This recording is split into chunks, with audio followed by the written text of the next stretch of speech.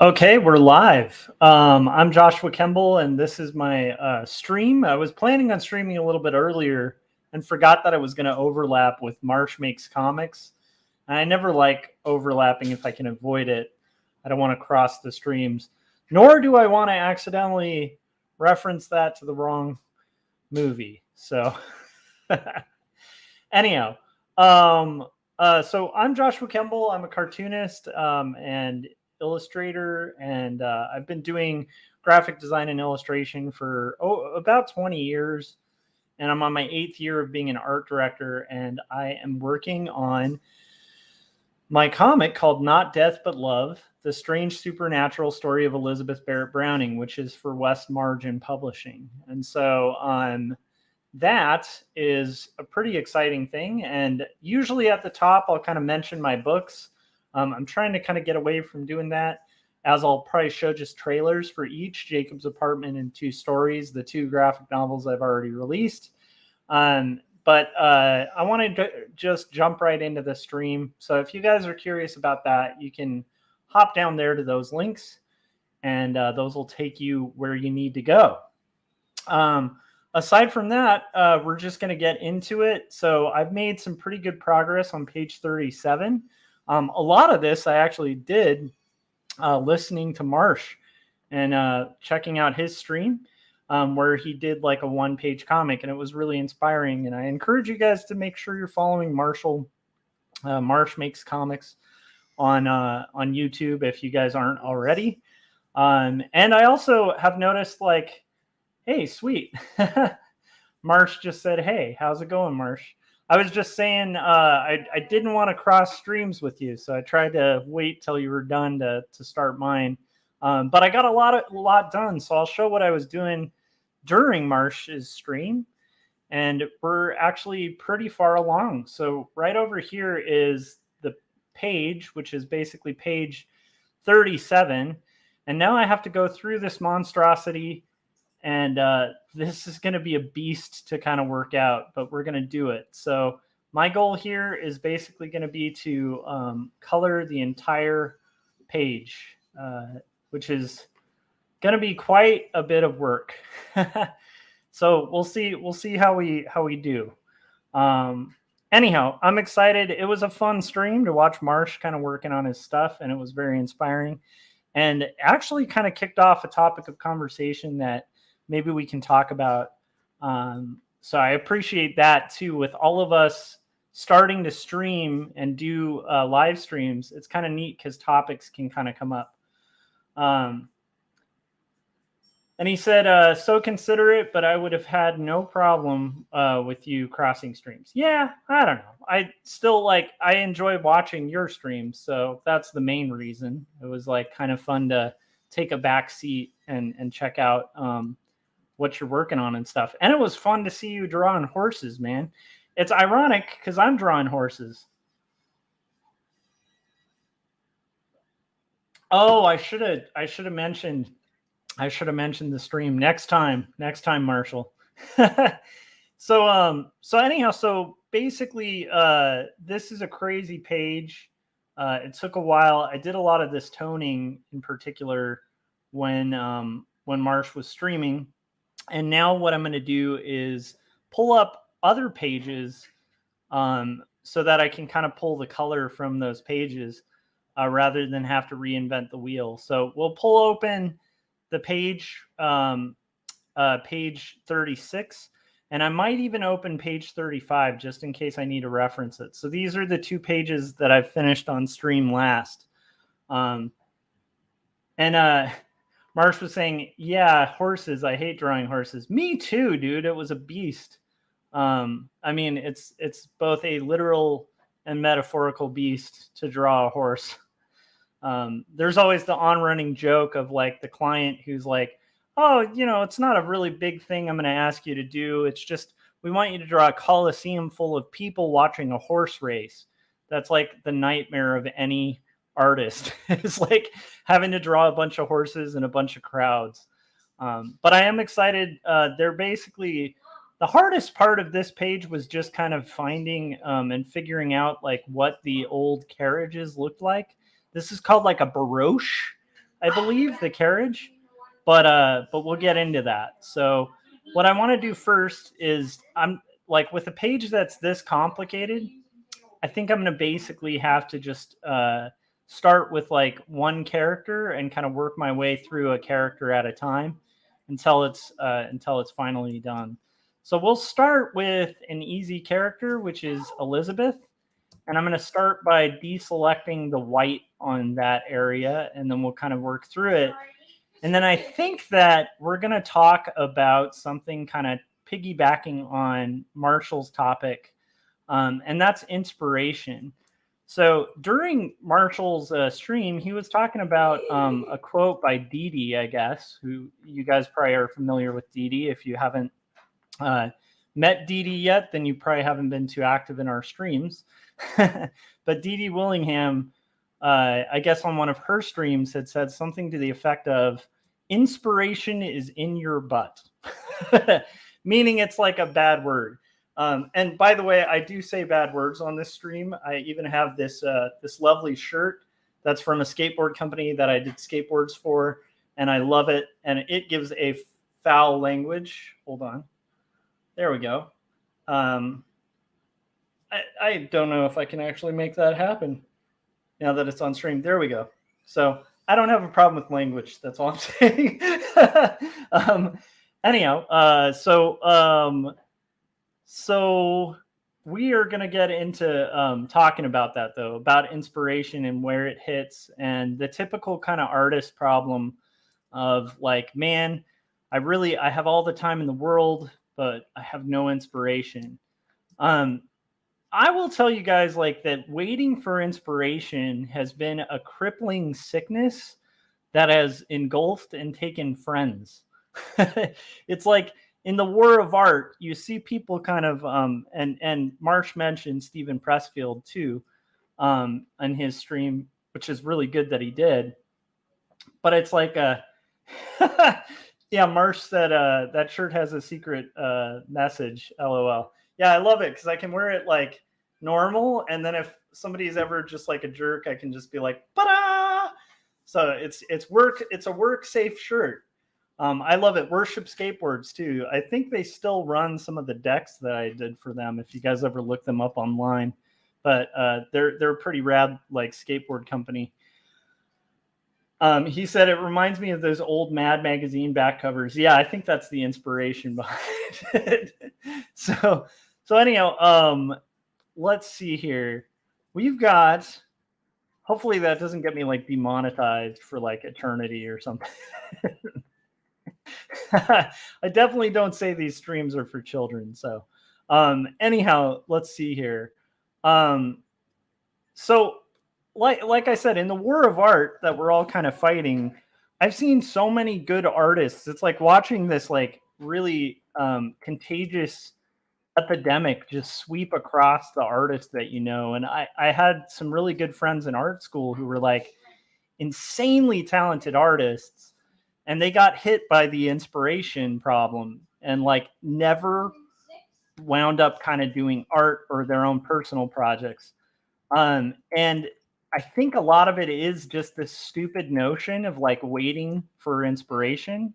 And I think that my take on it is, you know, and it's very similar to Dee Dee's. And I think most seasoned artists would have like an answer to that, which is basically, if you're waiting for inspiration to strike, you're kind of wasting time. Like, the best way to get inspiration for writing is just to start writing. The best way to get inspiration for like what you're going to do your art or your comic is to do the art or the comic. If you're sitting around wasting your time coming up with inspiration, or you find that you're coming up with things like to delay what you're working on, I think chances are you're never going to make it. And I don't mean that in a negative way. It just means that like the optimal time to do art is now. The optimal time to kind of do the project you want is now. And while it's a lot of work, whatever it is that you might want to do, delaying the work or waiting for like a rainy day where it's like a perfect kind of scenario might just leave you waiting in vain.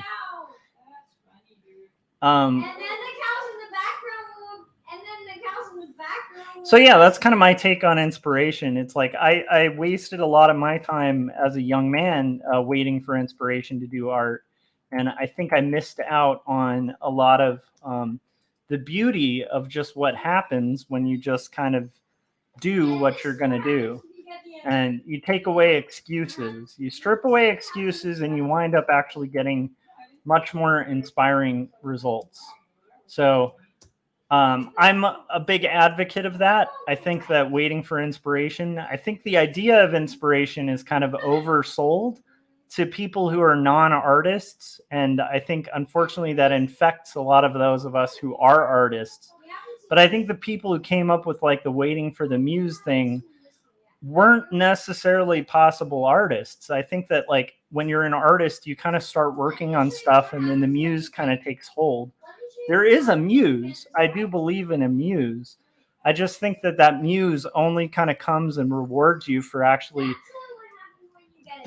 I guess the way I'd look at it is I think that and by the way, we got Philip in the chats. We've got Marsh in the chats. We got Paul. How's it going, guys? Marsh was saying, I still waste too much time, and that's why I love this quote as well. Yeah. I think the catch is just it's inspiration, and the muse only rewards the diligent. I don't know if that makes sense, but I think like the diligent get rewarded with inspiration because you're diligent and you show up. But if you stop showing up, it's like trying to ask a friend to show up who you haven't hung out with in years.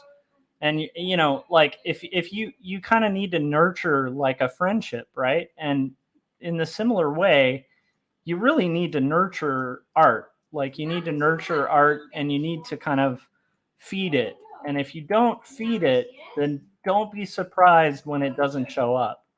To me, it's like I'm so inspired right now doing these pages, but I also know that these pages aren't the final pages. Like these aren't the only pages I'll ever make. And this weird byproduct happens when I'm working on this book. I'm so much more invigorated and excited about working on Two Stories Book 2. It's like the two feed each other. But if I stopped doing art for like a week, I would probably find it a lot easier to like not do art. I would probably make a lot of excuses. And then I would probably at some point just kind of like either be following from different little project to different little project, kind of following my tail, kind of like a dog just following their tail and just like never stick to one project. And I've definitely seen people do that. And the downside of that is you don't end up with anything significant. It's like I had this realization in my 20s when I was like in my very late 20s. I realized that no one was going to do my comic for me, and that this idea of this great graphic novel that I had in my head wasn't going to happen until I actually just started doing it. And then once I did, magic happened. Like I did finish a comic. I got the Zarek grant. I ended up going on and making another graphic novel and then another graphic novel at that. And even in those creation processes, a lot of things happened that could have dissuaded me very easily from like finishing those books. But what's cool is by like sticking it through and sort of seeing the process through to the end, I feel like and this might be kind of crazy and kind of woo woo, but I feel like you're kind of rewarded as an artist for sticking through. Like I think that there's like a reward that happens. You end up with the finished work. But like if you aren't doing the work for the finished work, then when are you going to start? And that's a question I would ask like anyone really honestly. Like if you have a big book project or a big dream, or a big thing you want to do in art, like just ask yourself, like, when am I going to actually do this? Because honestly, if your answer isn't like now, today, then you're probably going to just push and push and push and get older and older and older and not see any results. The time you sit down and you go, I'm done with excuses. I'm going to make the best book I can make. And I'm going to start on page 1, and I'm not going to quit till I'm done with page 200. It doesn't have to be that ambitious, but my point is, whatever the thing is that you really want to be doing, if you're not making steps towards doing that thing, you have to ask yourself if that's even something you really wanted to do. Keep in mind, my dogs now are freaking out. They disagree with me. But anyhow, so that's something I feel very passionate about, because I've definitely been in the point and in the position of being the person who wanted to be a cartoonist and didn't have any comics. I was that person for a really long period of time, and I never want to go back to being that person, because that person, when I was that person, was giving into excuses and to fear. Because at the end of the day, like, the majority of what was kind of holding me back from like making comics and making the kind of comic that I wanted to make was me. It wasn't my job. It wasn't my circumstances. It was just me. Like, I was the problem. Anyhow, so that's kind of my thought on it. Marsh says, yes, diligence is a great word. You can build off. You can't build off a catalog of nothing. Yeah, and the thing is, you don't end up with a catalog with nothing. You know, that's the catch. Like, you kind of really need to have something to show for all your years of trying. And I think that, like, the only way you end up with something to show for all your years of trying is by just doing it. And I know that's not the funnest answer, because I think a lot of people really get drawn towards different kinds of answers that are a lot easier to kind of give and easier to digest. Like, maybe you're lacking inspiration because you didn't buy this special pen, or maybe you're lacking inspiration because you didn't purchase whatever product. And then if you purchase said product, like, it's kind of like the guitar thing, right? Like, you could get stuck just like researching guitars for, like, as a musician, and like looking for the perfect guitar.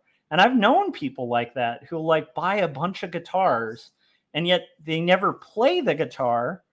They never write their own songs. Maybe every once in a while they'll like noodle and do a cover song. And then like it's like the inspiration for the music doesn't come through, but they're constantly searching for like the right guitar. Like, if I can just get that perfect guitar, then I'll have inspiration. Then I'll learn how to play. And it's like, at some point you have to just like get a pick, learn a power chord, and start writing some songs. And then as soon as you do that, you will naturally just get better, and you will get inspired to write music as you're learning. But like, just half-assing it, learning like maybe one chord and then being like, that's it, that's all I'm going to do. I'm going to wait for inspiration. Again, just realize that's like a desert. Like, the inspiration trap is a desert, and it's a desert that you're going to go to thinking you're looking for an oasis, right, in the desert. And a desert looking for an oasis is just not a great thing. That's what I would say. It's like, you know, if you're looking for inspiration, don't get stuck in the desert looking for an oasis for eternity. Go to where the well is, right? And the well is when you sit down and you do the work. I don't know if that makes sense, but that's kind of my thought on it. Yeah, Marsh was saying it's not the funnest answer, but it is the answer. Yeah, exactly. So again, like, you know, I know as like a young artist, again, like I totally relate to being the person who's like sitting around kind of waiting for inspiration to strike. And I mean, I even did, you know, my first comic, Numb, was a twist on the typical first story, which is like, I don't know what to write. that was my first comic, you know, was like the story that says like, I don't know what to write. Like, I'm looking for inspiration. That was kind of like the actual story was about not having a story. But even by doing that, you know, I put a twist on it that made it a little different from most people's kind of searching for inspiration story. But at the same time, I also, by doing that cliche looking for inspiration story, that broke the bubble. And like from that point on, it was so much easier to kind of like come up with something to do. I know that can be hard for somebody, especially somebody who feels like they're stuck, and they're not inspired. And there are different things you can do to try to kind of fuel your inspiration. Look at like the world around you. Start writing down interesting conversations of people around you, that kind of stuff.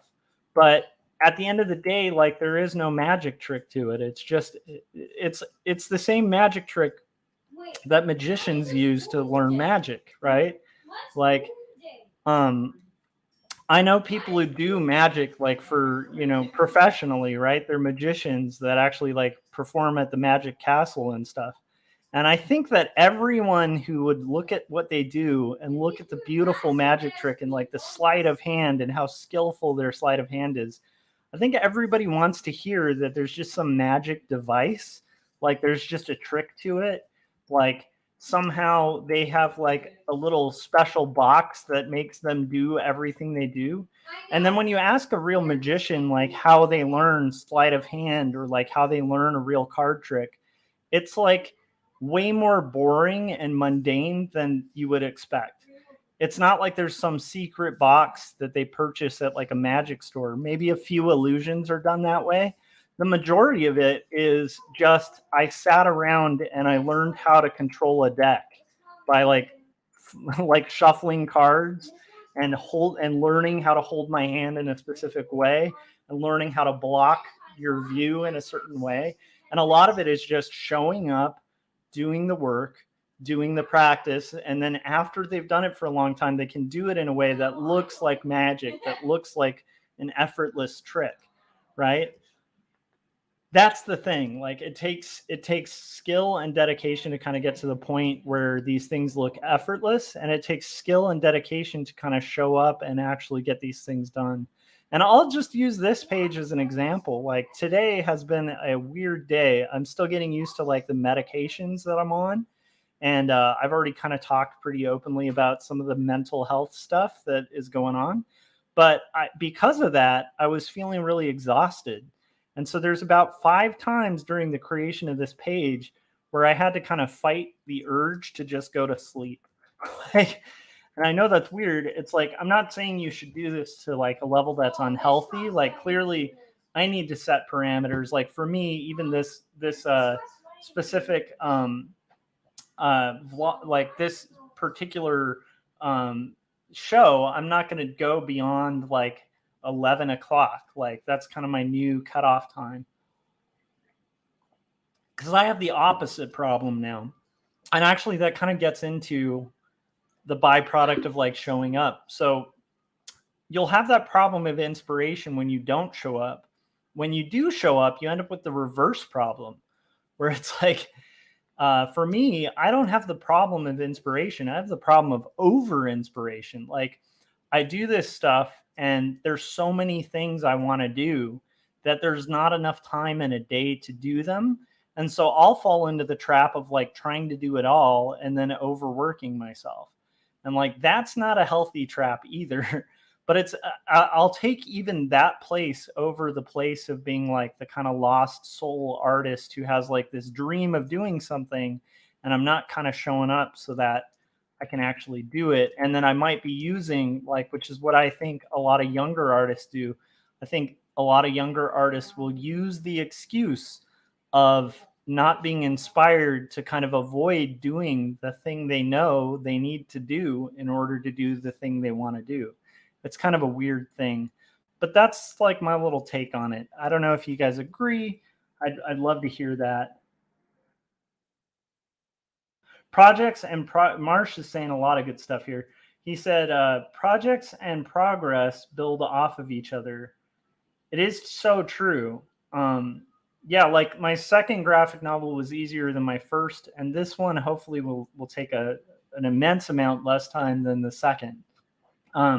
And I wouldn't be able to do this as quickly as I'm doing it, which isn't honestly quick enough. Like I'm hoping that I can speed up the process of this, but it isn't honestly as quick as I would like. But the point being, I'm going to be able to execute this a lot quicker and a lot more effectively than I did the last two. And then the fourth, will probably hopefully take way less time. I'm about 25 pages into Two Stories Book 2, and now I'm about 37 into this graphic novel. So that's crazy to me, like that timing, because that's like 50 something pages in less than a year, which is pretty impressive if I think about it. Not to like pat myself on the back, but I don't think I would have had that kind of output or productivity, or even have the output and productivity I have now, if I hadn't been actually just doing the hard work of doing these things. Then again, you also have to balance your own life with it, right? So you can't expect too much of yourself. Like that's probably my problem now, is like I expect way too much of myself, and I don't allow myself a lot of breaks, and apparently not a lot of sleep. And so that's kind of my battle, is like the reverse battle of like too much inspiration, too much time spent. But it's like, again, like if you're a creative, which, pick a problem, which one do you want?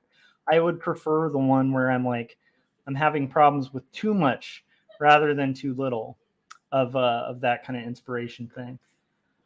Marsh also said, my problem is too much inspiration as well, and the day job sucks my energy to act on it before I have a chance. Yeah, I think that's where the habit building really comes into play. And then we got Seven, who said, have you in my prayers that you get better? Meds help more. Yeah, they do. Thank you very much. Thank you, Seven. I appreciate that. And then Philip said, when people see something, a live show, a piece of art, I don't think most people realize how much time it took behind the scenes to make it happen. That's the catch, is like, don't be fooled by the illusion. Like if you're a practitioner of magic, which, I would consider us kind of practitioners of a kind of magic, right?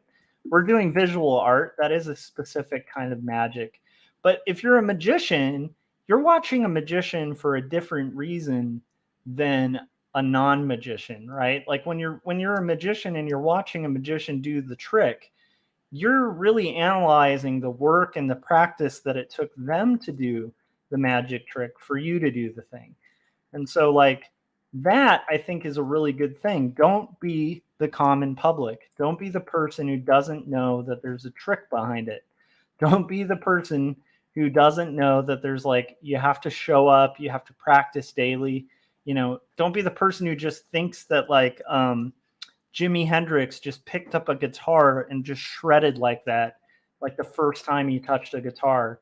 That's not how it happened. Jimi Hendrix spent every free minute of his childhood with a guitar shredding on it. And that's how that happened, right? Like you don't get Jimi Hendrix without somebody like playing a guitar an immensely long amount of time. And the other thing is, not every guitarist is going to be Jimi Hendrix. But the point being, when you see like a guy just shredding on a guitar, which by the way, I can't do, and I'm not as dedicated to guitar as I am to art. But it's like, if you see somebody doing that, don't be fooled. Don't be the general public, right? The general public thinks that it's magic. We're supposed to be the practitioners of magic, so we should know better. Does that make sense? That's what I'm getting at. It's like, but again, it's never going to be as lofty of a pitch. It's never going to be like as successful of a thing, because it's not like here's the 5 steps to get whatever. Like if there's 5 easy steps, like 5 easy steps to making art or something, and you do a video like that, you're going to get a ton of views, but if you have a video where you're just saying, hey, the big trick is just, it's a lot of work, you need to practice and show up, that's like a much less popular thing to say. And honestly, I can understand why, because heck, I would like it if there was some like other kind of way. I would really enjoy, finding out that like this whole time I've been like wrong and there's like this other way to do it. But I don't think that's the case. I think the majority of the time you really have to just show up and be there for it. And the cool thing is, again, that's where the magic actually happens. There is inspiration and there is like a muse that will come upon you when you show up, right? So the muse is like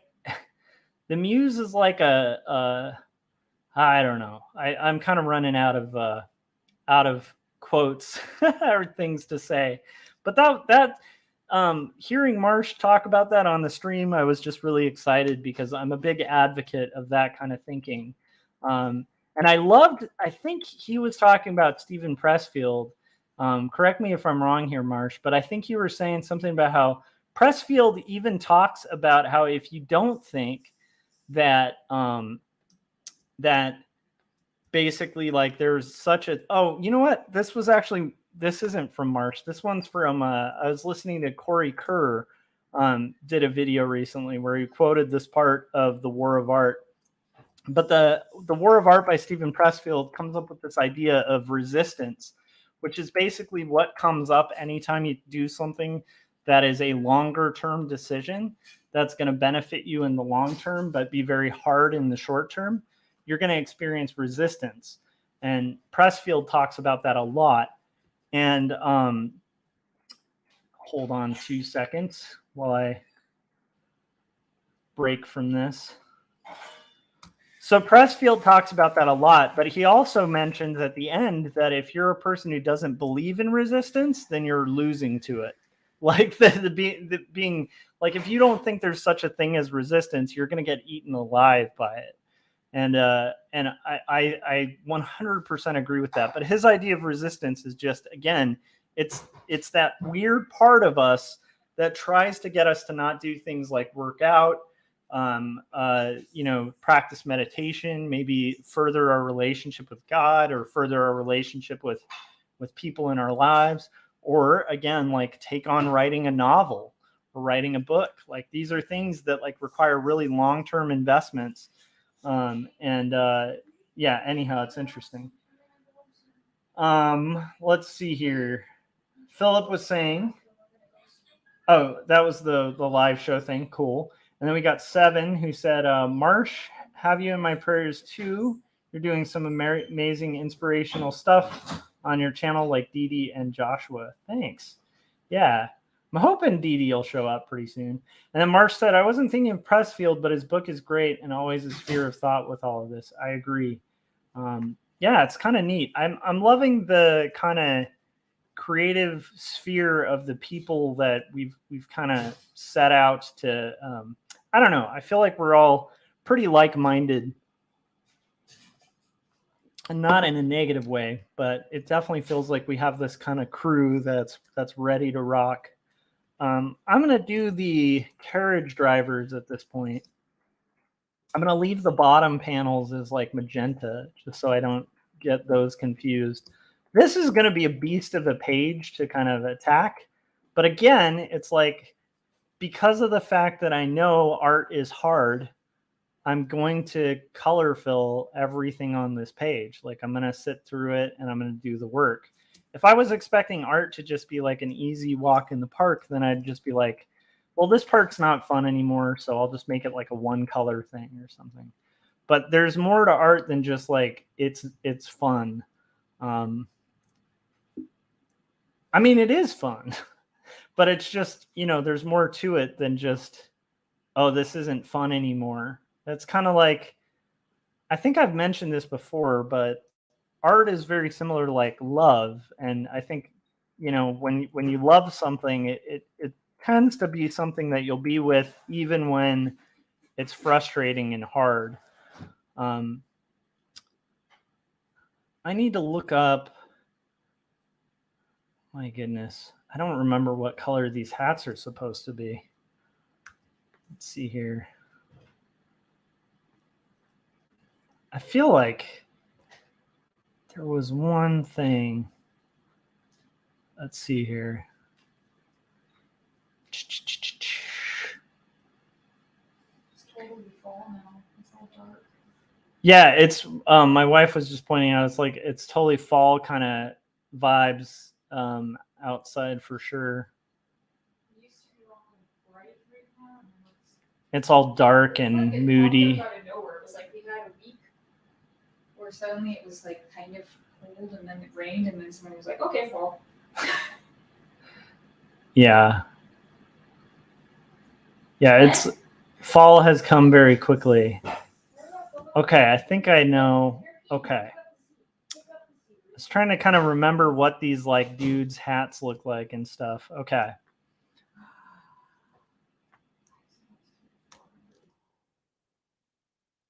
I think they're black.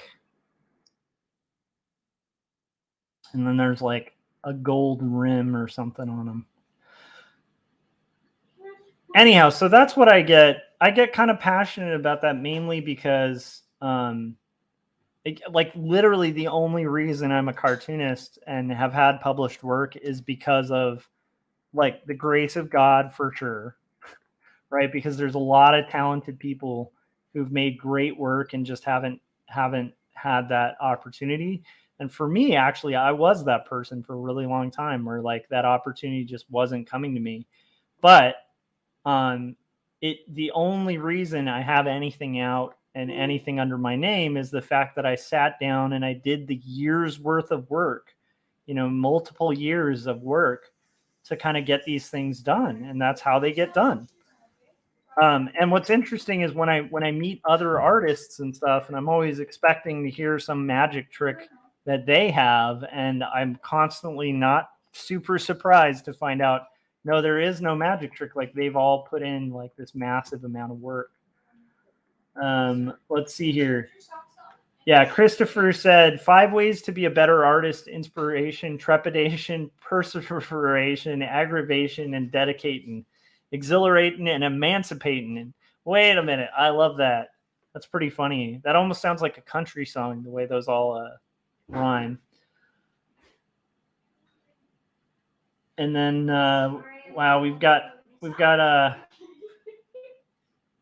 yeah, here we go. 7 said, yes, agreed. You want to do your best to show your best illustrations and story, even when it's difficult. It's a great challenge. Exactly. But, if you're waiting, I mean, I can't say this enough. Like, if you're waiting to do your grand opus, like, you're waiting too long. Like, if you have a grand opus, you need to start it now. That's what I think. Because, again, like, you never know what's going to come up in life that might prevent you from doing these things, and yeah. Because we leave the group home after take a shower, which is very, very, very. It's funny. Benji, my son, does not like doing showers, and now he's debating going to play with all his friends because he's worried that he's going to have a shower afterwards. He's a good kid. All right, what do we got? We have this section, which is going to be black.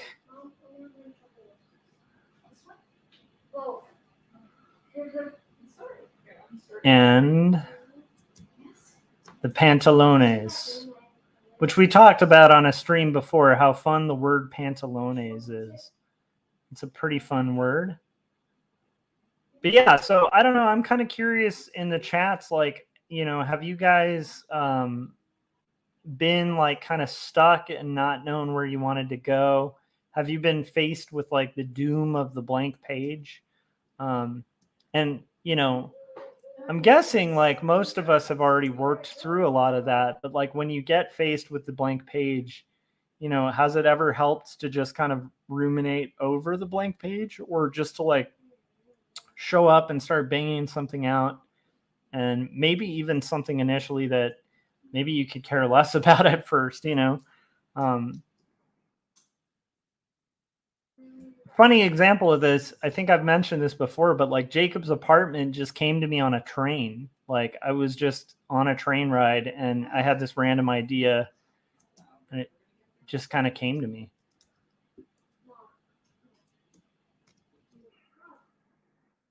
Okay. So we have these. Sorry. No, it's okay. It's not Very sorry. You're fine, Brady. Okay. And we have these gold rims. And I think this is red. Oh, wait. Well, we're supposed to be here now. Cool. We're getting there, guys.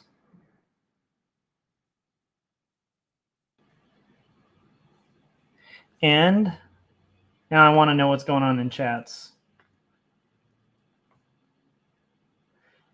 Christopher said the magic trick to making art is to make sure the right end of the pencil is facing the paper. Perfect. It's like the old Yoda quote, do or do not. I totally agree. Yeah, do or do not. There is no try.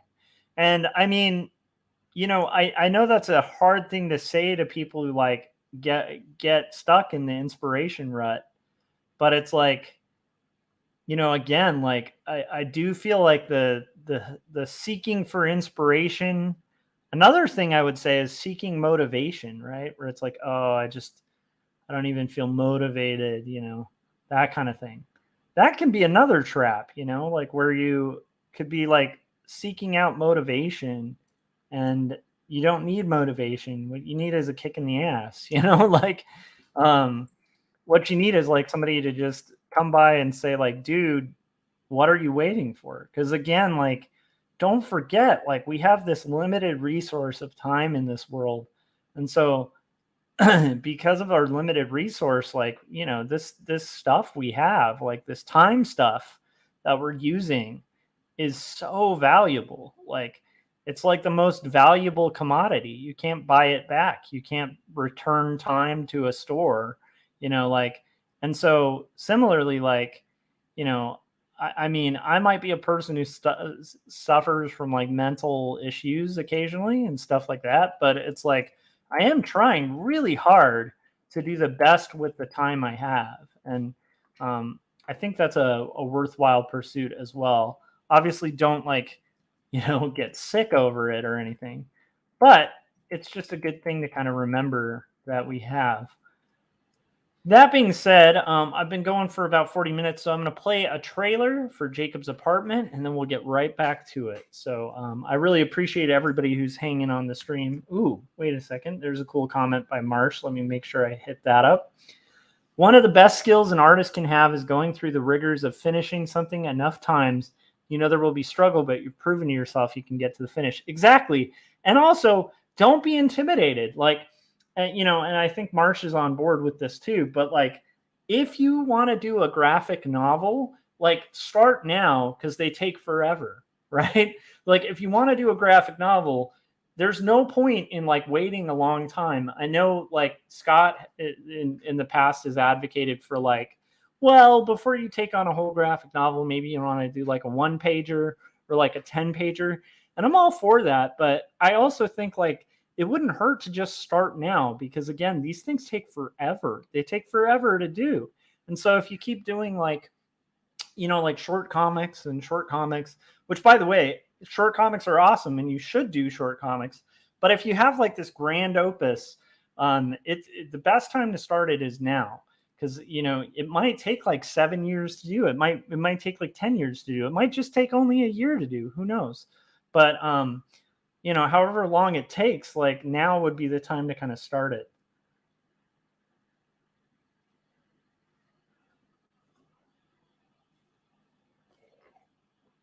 So we're getting closer, guys. We're getting closer. I'm going to go ahead and press. I'm going to put on the Jacob's Apartment trailer. And Philip said he's going to go make a cup of tea. Be right back in about 10 minutes. Nice, Philip. Awesome.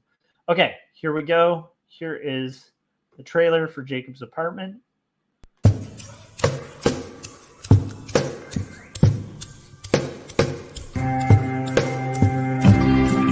Speak clearly, it seems that only in dreams can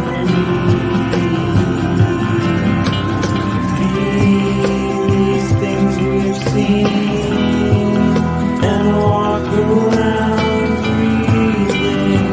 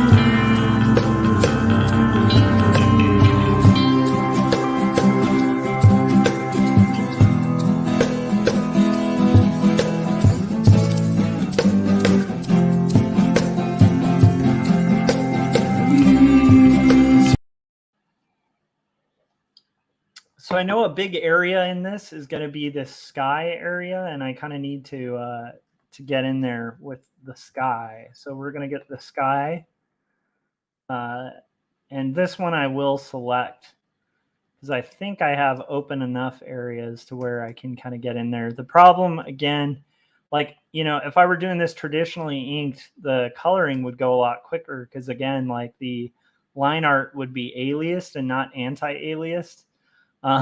Anti-aliasing is where it's like kind of blurred a little bit for an effect, and because I'm using these kind of like pencil strokes, the flat colors take remarkably longer than you know, when you use aliased lines. It's like this part of the process is not as laborious, but I like the result, and it does make the rendering part go a lot quicker because once I have the flats laid, because most of the rendering is in after the fact, it's in the lines.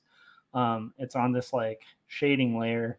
It's like a pretty cool thing for the effect I want, because I definitely wanted this to look like it's something that was almost like from a different time, like it was made in the Victorian era. Speaking of the devil, so this is that page. It's got a color hold on it. So I'm going to go ahead and fill the sky. Oh. And I'm going to go ahead and do the color hold too while we're at it.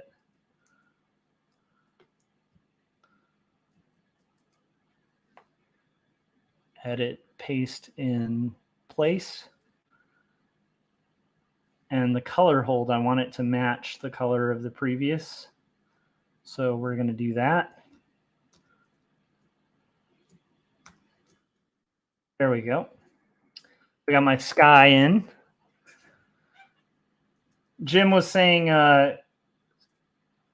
so happy to see you doing what makes you happy. Any chance we will see some new commercials? I would like to. I just like, it's been a while since it's just with all my free time. I don't know if I have time to like do another animation, but I would love to. I think that actually would be kind of nice. Especially for, you know, the people who've been watching this channel for a while. I'm sure it's like seeing the same old commercial over and over again. I will say this, I'm going to have an album dropping, actually 2 albums dropping fairly soon. I got notification that they're being sent out to stores. And so you guys will have 2 No Saboteurs albums that you can check out pretty soon, which I'm actually really excited about. The masters are all done. So there's a 6-song EP, and that one is like called No Emperors, and that will be out soon. And then there's another one that's called Good Bees Don't Die, and it actually has a drawing that Benjamin made on the cover of that one of a bee, and that is basically going to come out when it comes out. I'm not sure how long it's going to take for the store to process, but I know it's been sent to all the different music platforms. So keep an eye out for No Saboteurs. It may be dropping before you know it. So I'm pretty excited about that because that's just like that song that you hear on the Jacob's Apartment trailer, and like 20 something. Well, I think it's about 20. It's like 19 or 20 songs. I think it's only 19 actually, but 19 songs and then 6 songs on the other. And those will be available wherever music is carried digitally, which I'm really excited about.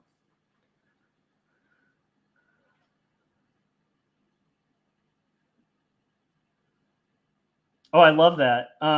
Jim said, I'm going to put a call out. All of us viewers to enjoy watching Josh, maybe we could send him a little 1 minute or less commercial. I agree with that. If you guys could make commercials, preferably commercials for Jacob's Apartment or 2 Stories, I'd be pumped to play it. And I'll tell you what, if you do one for Jacob's Apartment, like a testimonial or something, that's a really good idea. Like if you have Jacob's Apartment, you do a testimonial, and if you can fit it in, plug Jacob's 2 Stories and then plug your own work at the end, and I can cycle it into the loop. I think that's a great idea, Jim. I love that idea. I should have probably thought about it. So I want testimonials, you guys. If you guys are interested, and if you do that and you send it to me, I will. I'll probably need the actual file, but just contact me, on Facebook or something, and let me know that you did one, and I can, give you the email address to send them to and stuff. Yeah, I like that idea, Jim. It's brilliant.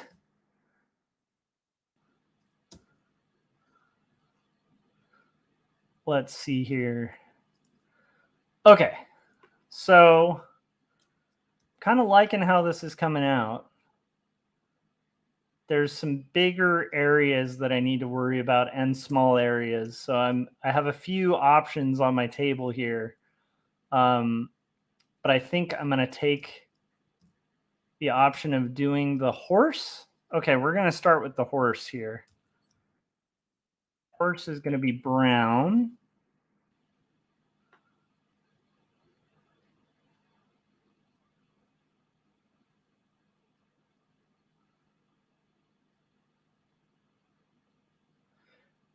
And we got Gary Hodges saying hello, hello. How's it going, Gary? How you doing?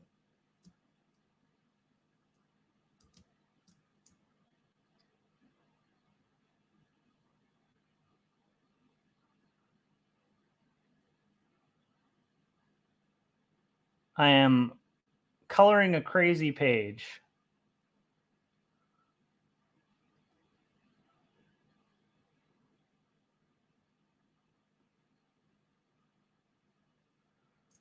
Let's see what we can do here. Got some horse face here. Horse face killer. That's my my new hip hop name. I loved your guys's. I've been really enjoying, Jim, your top fives that you did with Gary. I think they're really cool.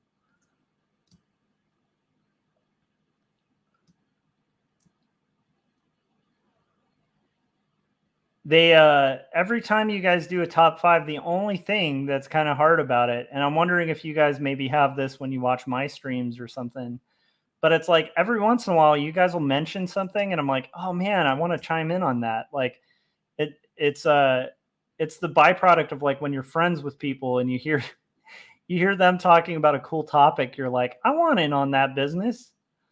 I should probably, just for fun, just to kind of get people interested in the top five that Gary Hodges and Jim have been doing. Let me try to go through my current top five albums. So I already know what I would call my number one. I'm going to go from 1 to 5 because I feel like it's easier to kind of pick the one you absolutely know. It's a little harder to pick the other ones. So I'm going to say my number one album would be Fugazi's 13 Songs. It's like that is my all-time favorite album. It's post-hardcore, not post-punk. A post-hardcore masterpiece by the power duo Ian MacKaye from Minor Threat and Guy Picotto from Rites of Spring, which was like this. So Minor Threat was like kind of one of the first hardcore punk bands, and really kind of made the DC sound like a thing. And then Rites of Spring was like this crazy new movement in punk rock called emo, before there was such a thing called emo, because emo was actually a term coined in like the hardcore world initially. A lot of people who got into emo in like the 2000s aren't aware of that. But anyhow, it is a freaking masterpiece. 13 Songs has great songs like Waiting Room. It has some of the best lyrics ever put to paper.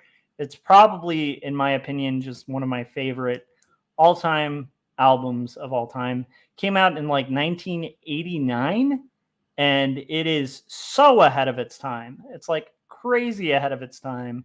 So that would be my number one album. I'm gonna just do my top 5, stealing your guys' format. But I will say, if you want to hear a more insightful and thoughtful top 10 or top 5 countdown, make sure you tune in to Gary Hodges on Gary Hodges' channel when him and Jim Lujan do their top 5. All right, so let's see here. Yes, Gary, this is the current top 5. Yeah, because I can never say, to qualify this is my top 5 today. And much like Jim and Gary do on their show, it's like I can't say this is always going to be the top 5. Although I would say 13 songs will probably always end up somewhere on my list. But this is just what I feel today. And that's the easiest way to do these kind of top 5 type things, because otherwise I can't do them for the life of me. I'm going to put for number 2, a bit of a surprise, I think, for some people, maybe. I'm going to actually, I used to like put Pinkerton used to be one of the albums on my top 5, but that was me just being a hipster. I love Pinkerton. It's a great album, but really, one of my favorite albums of all time that is just true blue, and it's true blue in more ways than one because it's a blue album, is the Weezer Blue Album. I think for production, that is a perfect album. Like, it's a perfect freaking album. I absolutely love Weezer's Blue Album. I think the sound and the tone, and back when they had Matt Sharp and actually were good, everything about that album is what I want in like a pop rock album. So I'm going to put that right up there too. So that's 2. Oh my gosh, this does get kind of hard. Number 3, I'm going to say, let's see here. This does get harder as you go on. Number 3 for top albums of all time. It's funny because a lot of people would think like all my songs on these would be like, punk rock albums, because I really like punk rock, but that's not the case. I'm gonna put REM Automatic for the People. REM's Automatic for the People for multiple reasons. REM was one of the, like, I remember one of the earlier shows that I was able to go to when I was a teenager was the Monster Tour of REM, and I always felt connected and bonded with REM. And I feel like Automatic for the People just they had hit their stride as a band. Like, they started as kind of like a clangy, like, art house band that's pretty amazing, writing a bunch of great songs. But I feel like Automatic for the People, front to back, is just a perfect album. And so I'm going to say REM, Automatic for the People. Yeah, so that's 3. And by the way, these can change. These can definitely change. I'm just going to remind myself of that because it's going to get brutal as I start getting down in the lower numbers. So this is going to be kind of weird, but I'm going to actually put the Beastie Boys, Ill Communication. Or sorry, wait a minute. Yes, Ill Communication is going to be my number 4. So that's, I believe,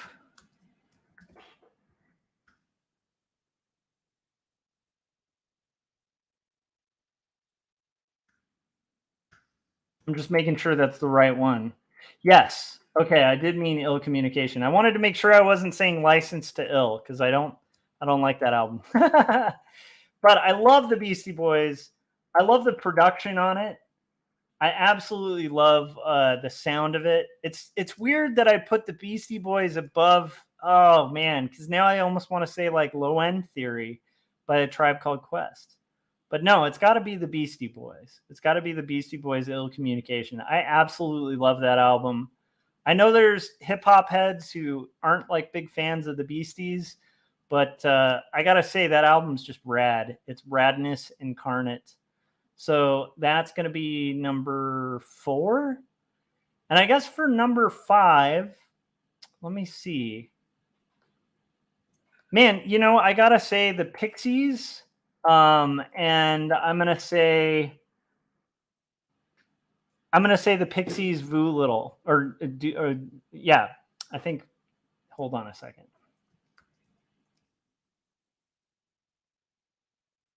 Sorry, the Pixies Doolittle is what I'm going to put because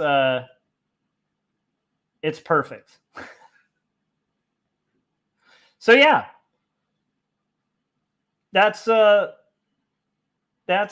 what I'm going to kind of put. So wait a minute. Doolittle or Surferosa? Whew, that's hard.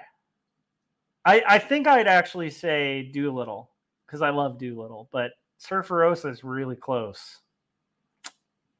Yeah, so that would be my my top 5. That's as off the cuff top 5, but top 5 nonetheless, which is tough because it's like ignoring like the Clash, ignoring like the Beatles, like there's I don't know how you guys do it. How do you guys do the top 5? I can't. Oh, and I forgot. Yeah, Jim wants me to say Creed. I have to say they're a close 6 as the most punk band that ever existed. All right. So that was my attempt, my sick attempt. But if you were at all interested in my attempt at that, you can see it done much better and more efficiently by Jim and Gary on their top 5. The other thing that's weird is I feel like I didn't mention the Unsung album. Like I feel like, you know, and this is a question for people in the chats too. What do you guys think is the most underrated? Like, what would you say is like one of the most underrated bands? Like, if you think about bands that like just didn't get their due, like they were a band you really liked and they just never quite got the credit for all of that, what they achieved, or for the music that they make. What would you guys list as like the most underrated band or bands? And I'll qualify that with Jim and Gary's qualifier, which I think is a really brilliant one, which is like just today, not for like every day in the world, but today, what do you feel is the most underrated band, or like a band that's just super underrated that like should have been huge, or maybe they are huge, but they should be more huge? I'm always kind of curious to hear that kind of thing. I have one that comes to mind that I'm kind of surprised I didn't put their album on my top 5, but again, that top 5 could change honestly like 5 minutes after I say it. My top 5 might change.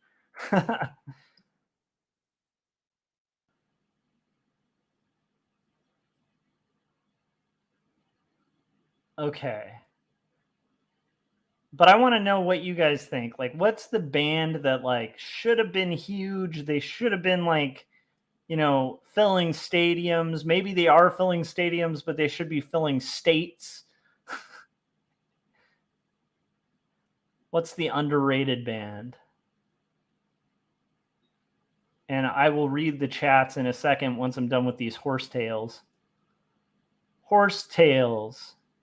That's actually the name of this comic that I'm working on. It's a tale of 2 horses.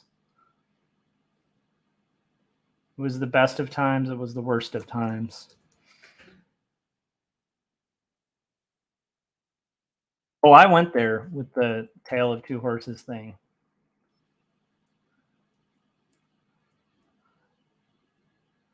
I went for it 110%.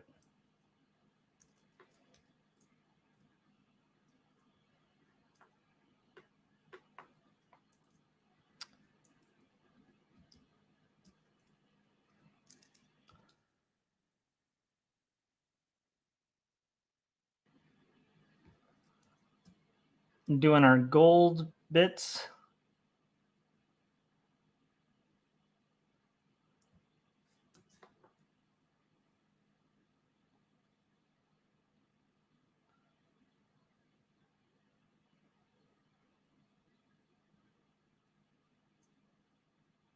Now I want to know what everyone's putting for their most underrated bands list.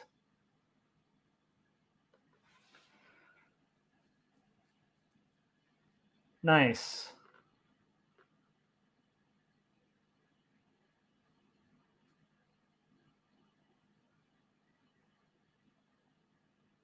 Oh wow, okay, cool.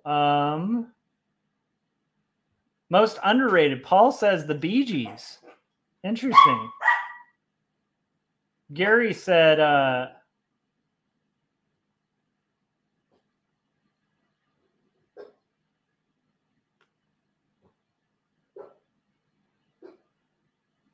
oh, nice. We have some top fives too. This is really fun. Marsh says, my top 5 albums are probably Bjork, Homogenic, Portishead, Dummy. Oh, Portishead. Oh man. Portishead is, oh my gosh. It's just the second somebody mentions Portishead, I just think of that like theremin intro, and then it goes into that cool, like just amazing like trip hop beat, the do do do do do.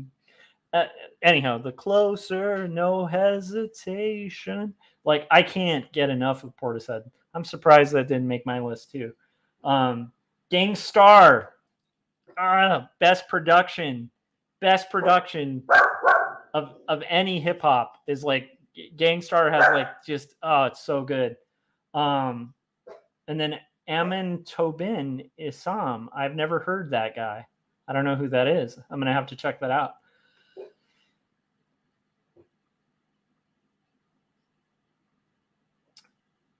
Let's see. Wow, we got so much interesting stuff going here. Okay, most underrated. Bjork Army of Me was listed. Bjork is great. I don't know if they meant Bjorn. Bjorn. Bjorn is Bjork's underrated sibling.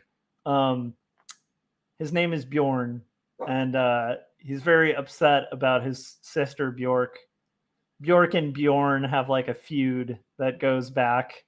It's like this long Icelandic feud between Bjork and Bjorn. Bjorn is like the guy who like he did a song called "It's All So Loud," and then like Bjork, just to like rub it in, did one called "It's All So Quiet." One of them ended up on MTV. Bjorn was not pleased. I think we need to write a bit about this, like about Bjork's long lost Icelandic brother, who's just like, maybe he's like a death metal artist and he's just like, no one appreciates what I do, and everything he does is like a Bjork song. Like everything he comes up with ends up being like he has a song called Army of You, and she's like, no, we're gonna do Army of Me. Like it has to exist. You guys need to do if you guys are looking for a 1-page comic idea, I want to see that as a 1-page comic. Bjork's long undersung brother named Bjorn. Can we make this happen? I want to see somebody's drawing of like Bjork's like very bitter death metal, brother from Iceland. What do you guys think? I wonder if this has any legs. I'm a little nervous to check the chats.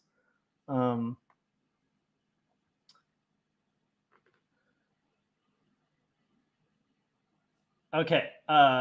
Gary's got something. Birds and Batteries was a hipster band I was way into for a while. They released a few albums, dissolved, and never seemed to get any traction. I have 2 off the... Ooh, Fishbone's good. Fishbone's really good. Marsh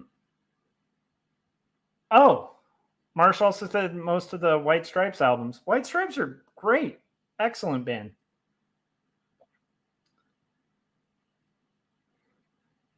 Kasabian should be much bigger in North America. I haven't even heard Kasabian. I need to check that out. And then Gary was saying, see, this is why top 5 Gemini, the top 5 takes you guys hours of research and hand wringing. Yeah, it's hard. Like Wu-Tang 36 Chambers, easily. Like if we're talking hip hop albums, that's up there. That's definitely up there. And then like even with hip hop, like, you gotta have the roots. You gotta have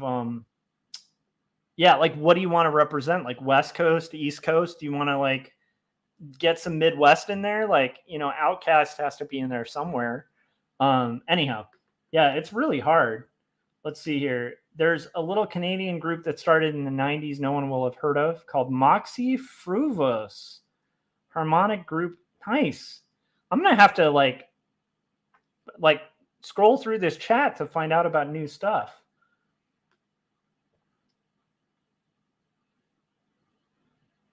Oh yeah, that's true. I haven't seen the Northman yet, but I heard she does have a small role in it, which is kind of amazing. Nice. 7 was saying Joshua Bjorn versus Bjork. I love it. Death metal. That's what I'm saying. Like Bjorn is just, he's this forlorn, just death metal, but he's really sensitive. Like, and Bjork in this fiction would just be like super stuck up. Like anything Bjorn does, she just steals. And then everybody's like, oh, we love Bjork. And it's like Bjorn is in the background in the shadows, like shedding a tear. And he's like, no one understands my genius, So it's like Army of You, and then she makes Army of Me, and it just makes it like huge. He's like, what about my death metal anthem? It's got to happen. It's almost a Jim Lujan story, but not ghetto enough. Yeah, agreed. Yes, Marsh. Now you've got it. Forlorn Bjorn. That would be the name of the comic. It'll be like, poor Bjorn. Queensryche must have at least one. So I'll say I feel like Neutral Milk Hotel didn't get enough credit, honestly.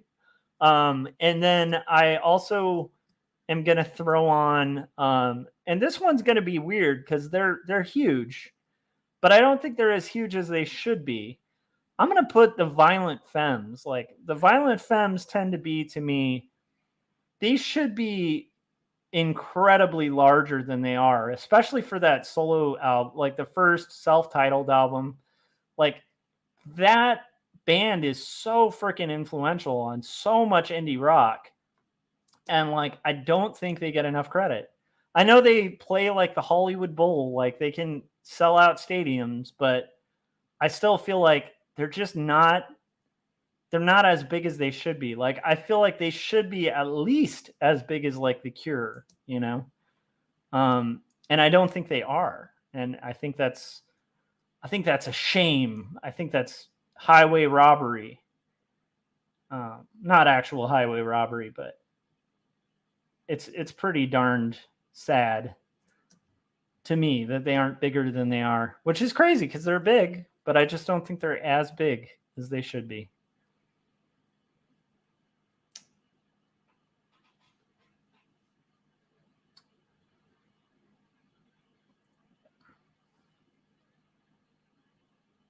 Oh yeah, Christopher Runciman was talking about the sugar cubes.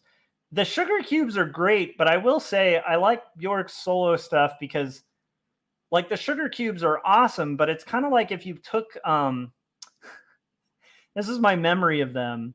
It's like if you took the B-52s and then you had like the guy who's like Rock Lobster, like in the same band as like Bjork. So it's like Bjork doing her like beautiful singing, and then in the background it's a guy going, "It's rock and roll now," and it's a little like the sugar cubes are great, but like Bjork's solo stuff I kind of like because it's missing the guy from the sugar cubes. I don't know what that dude's name is, but I do remember like trying to get into it and then getting pulled out of it because it's like it just doesn't sound right to have like Bjork's amazing vocals and then some guy who's like, Here we go now. A rock lobster. I don't know.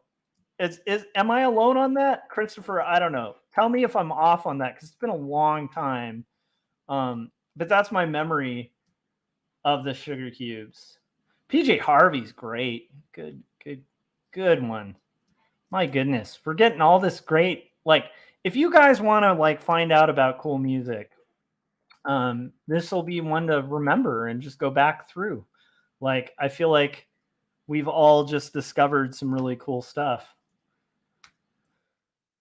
I also feel like I need some water, so I will be right back. And we're going to put on the trailer for 2 stories, and then yeah, think about it. If you guys wanted to, again, I like Jim's idea. So if you send me a testimonial where you're talking about why people should buy 2 stories or Jacob's apartment or both, do it as like an infomercial. And then you can hustle your wares at the end as well. If you guys do that, I can play those in place of these as trailers on my channel, which I would love. So it can cross promote.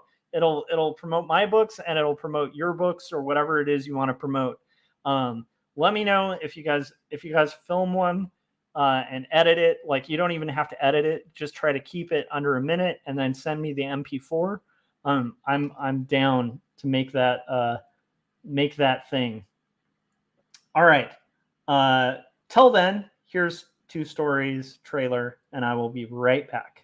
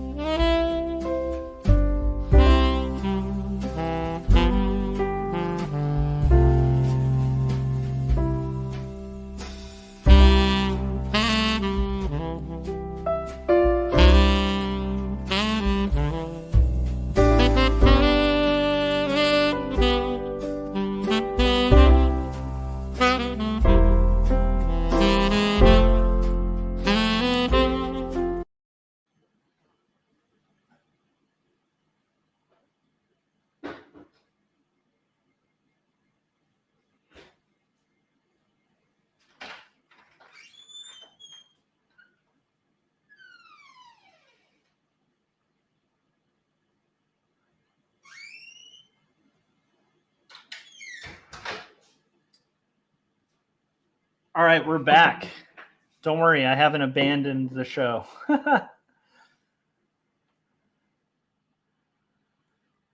Philip said, I'm really tempted to order food right now from Uber Eats. Why not?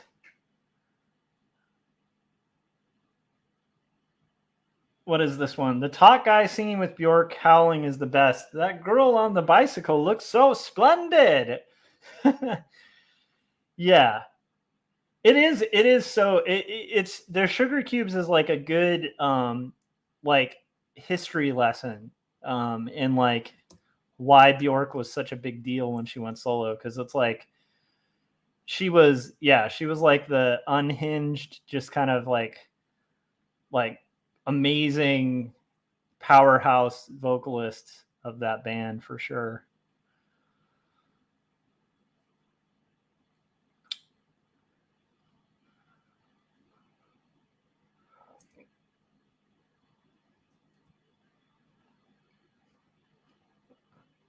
So we are picking, I don't know why I'm doing this. Okay. Let's get back to these beasts.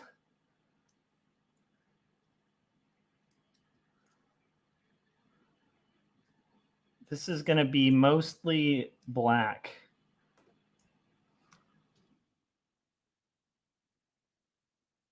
I think I need to do, I need to kind of work out It's just a pain in the butt, this page.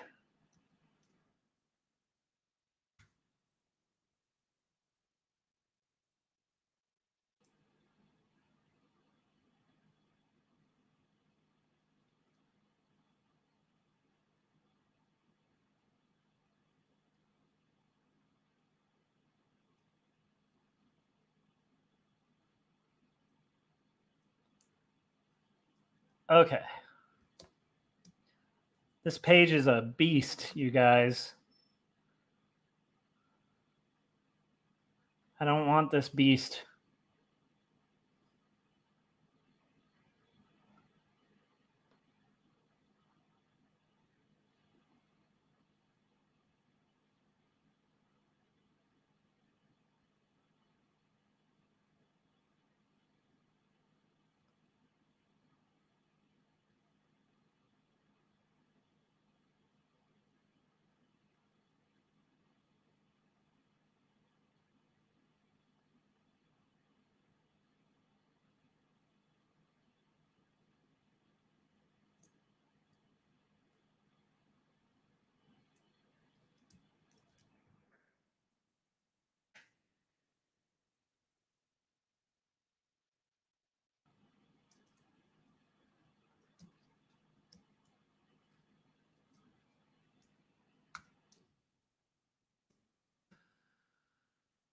Oh, I missed one spot.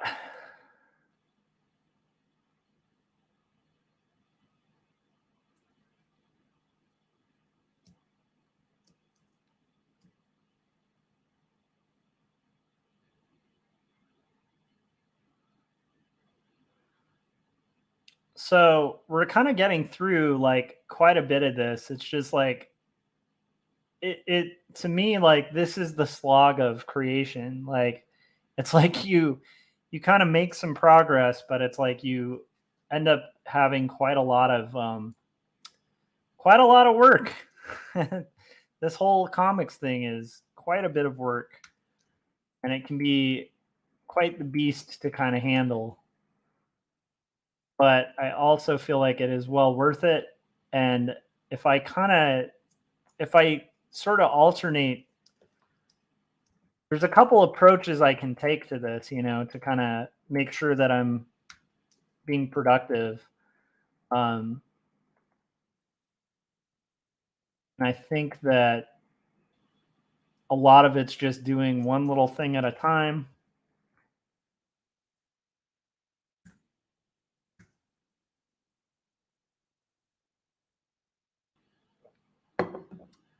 Yes, I love it. Gary said maybe you need a sexy ad like the one for Dinosaurs versus Marsbots. If you want to do like a super sexy ad for like Jacob's apartment or 2 stories, Gary, I would be utterly stoked. Like I have to say, if you guys haven't watched Gary's live streams, they're amazing. He does them every Saturday. And they're great. Like they're really good insight into Gary's creative process. And Gary is a killer writer too. So that's something to kind of keep in mind. Like Gary is not like he's not a guy who just like messes around with this kind of stuff. Like he is legit writing some badass comics, and also his stream is just super fun. And this last stream, he had a very saucy ad for Dinosaurs versus Marsbots, which is amazing, and I highly recommend. I don't want to talk more about it because I want you guys to check that out, but I encourage you to check that out. Marsh says there's so much good music, it's really impossible, and my taste is so broad. So yeah, impossible. Yeah, I mean it's hard to like I just kind of riffed from my gut on like what I'm feeling lately. I was listening, like I had kind of forgotten about REM. I know that's a weird thing to say, but I just like almost forgot about how much I loved them when I was a kid. And then I really recently was listening to Pale Horses, which is a album by Me Without You that I think is a really good, just amazing album. But the last song on that is this song called Rainbow Songs, and it uses an ebow And I remembered the first time I heard Ebo, at least figured out what an Ebo was the album Ebo the Letter. And that was a REM album. And I listened to it again and was like, oh my gosh, it's a killer album. It's like just an amazing, like, it's kind of like one of those albums that it's like, it's kind of shocking that the album even exists. It's so good. But I also had forgotten about that. And I was like, oh my gosh, this is like the best thing ever. And I had forgotten about Ebo the Letter. I had just forgotten about how good that was. And then, like, needless to say, I think, now I need to remind myself, but I think Gary put, Gary, Radiohead made it on yours, right? And then, like, with Radiohead, I feel like, gosh, I almost want to go with the Bends because it's just so perfect. But then there's OK Computer, which is like rock opera perfect. And then there's like Kid A, which is like blows your mind, puts it in a different planet, kind of good. They're all so good, like every album. And like, again, also the Beatles. And by the way, if I had to do a list of like the top Beatles thing, I would have to say Rubber Soul. I think Rubber Soul is the one that has Places I Remember on it, and I think it's called In My Life. I can't remember the title of it actually, but that's my favorite Beatles song. And I have a really corny dad reason for that being my favorite Beatles song. Because when my wife was pregnant with Ben and we were driving to the hospital because her water had broke, that song was on, like, I started the Nissan, that our old Nissan that we had at the time, and that song was playing. There are places and I'm not going to sing any more of it because I know the Beatles are really litigious. But anyhow, so it's hard to, like, not, like, for sentimental reasons, like, I'd have to put that as my favorite Beatles song and album. Is that corny? I mean, that's got to be the cheesiest reason in the world. But that song just forever reminds me of, like, the kind of, it's corny, but like the bond my wife and I have and our choice to have a kid. And like, just, I don't know. It reminds me of Benji, reminds me of Benji, and it gets me all choked up. Like, I get all sappy and corny about it.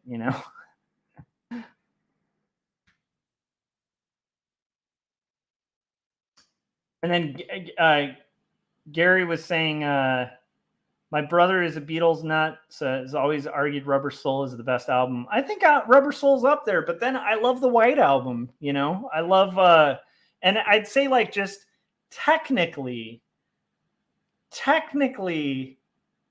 I'd say Abbey Road is like the perfect Beatles album. Like, even though I like Rubber Soul more, if I was, like, from a music snob standpoint, going to, like, break down, like, what's the most accomplished Beatles album, I would have to say it's Abbey Road. Like, Abbey Road is, like, front to back, like, perfect. It's like it's hard to debate Abbey Road as just, like, the production on it's perfect. Like, their songwriting is at its, like, ultimate high. It's it just as an album alone, it, like, kind of has that, like, holistic vibe to it where it like tells a story from front to back. It has, Paul McCartney was just on fire with his, like, kind of like stitching together the whole thing. You have Harrison writing at his best. It's just like it's a perfect Beatles album.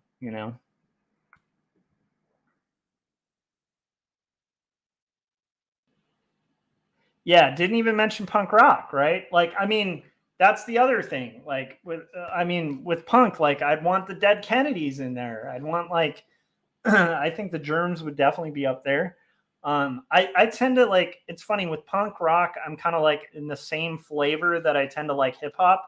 I tend to like more of the East Coast punk rock and the, like, DC sound. more than I like the LA hardcore, which is weird to say. But I do like the Bay Area stuff. But yeah. Paul said falling asleep now. Good night. Have a good night, Paul. Sleep well. Beatles shouldn't count. They're just too good. It's not fair. Yeah, that's true. It's like, it's kind of hard to, like, what bands have done, you know, I know there's people who are contrarians who say they don't like the Beatles, but really, they probably like the Beatles. And then there's the Stones. I mean, you got, you know, the Animals. Oh, there's too much. There's too much good stuff. Too much good stuff. There's the Specials. Like, I didn't even include ska on the list, but like the Specials, oh man.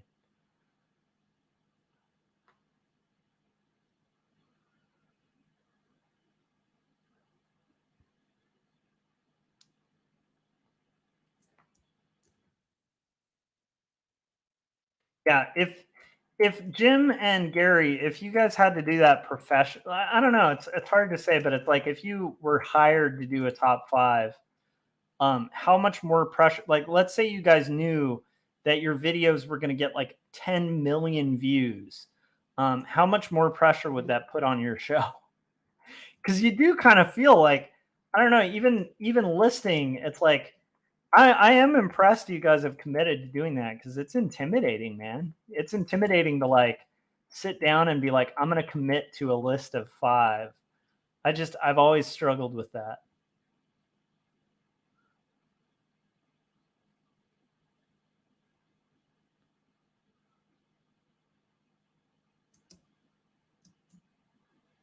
We are getting through this, and getting while the getting is good.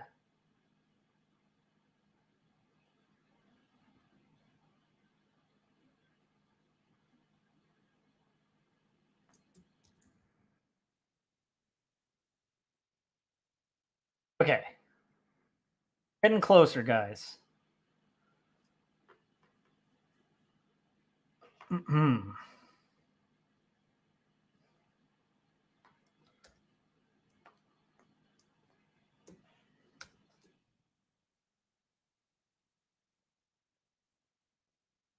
have a few spots that are going to be this blue, and the blue areas are going to have color holds, which is good to know. But I'm mainly just taking the big spots that I can.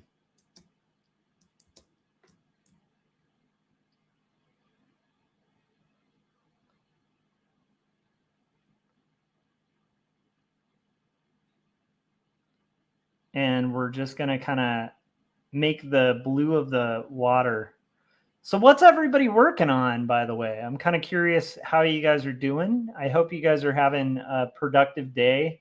I really had a fun time listening to Marsh's stream earlier. Marsh Makes Comics. I love the community that we've kind of built and been building on YouTube, and like I feel like there's a lot of positivity in our comics community, which I think is good. It's like I think there are a lot of negative communities, you know, and I'm glad I don't know. I feel like we're special. We're a special community. Speaking of, I also missed that extra hoof. An extra hoof in there.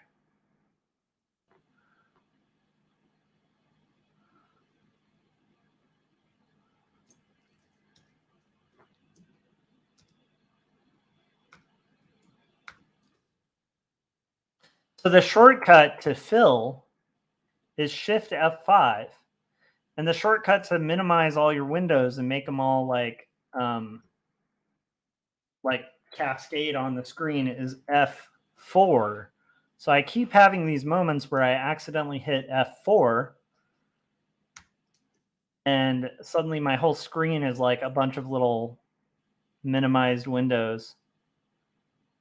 I know this is like a first world Apple Macintosh problems, but I thought I'd mention it.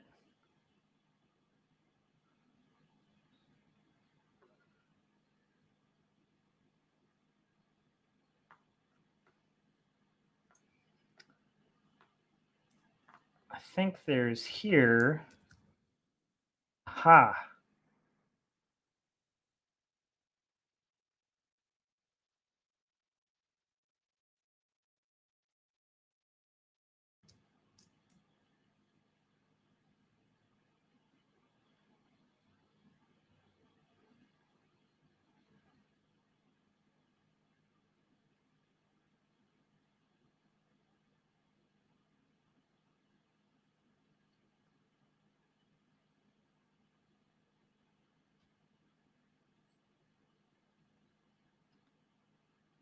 And then once I'm done with this, we'll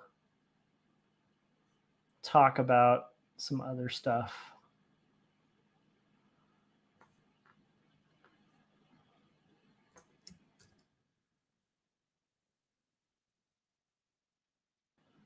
Okay.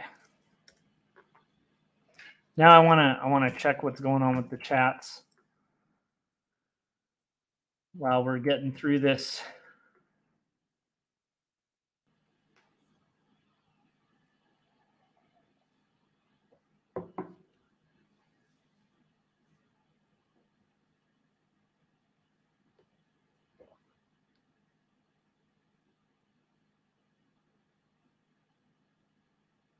Hot take. John Coyote says, I'm not a big fan. They're good, but hardly my favorite. I think that's the thing, though. There's certain people who are just like, it, even if you dislike them or they're not like your cup of tea, it's hard to like deny that they wrote good stuff. It's not a bad hot take.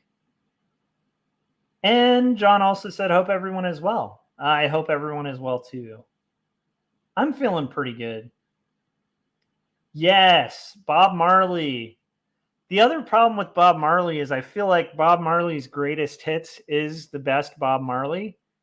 Oh my gosh. Yeah. But I mean, yeah, I love it.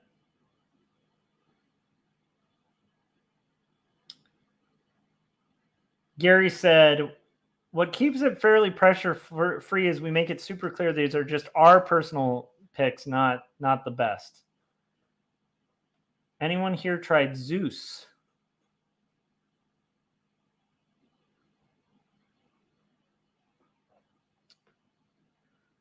Nice. Gary said, I finally finished page 30 and I'm trying to catch up with page 31. Good job, Gary. John Coyote said, beating spiders and packing my stock for the festival. Nice. Working on getting to bed, says Marsh. Nice. Congrats. Good luck on that. That's not a bad goal. What kind of horses are you drawing? Just horses.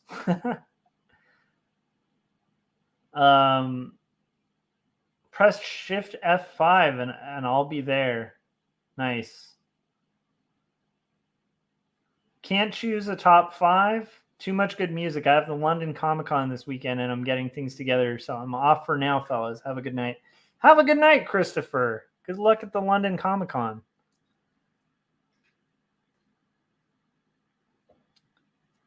I know it's probably pretty typical of an American, but I didn't even know there was a London, Canada.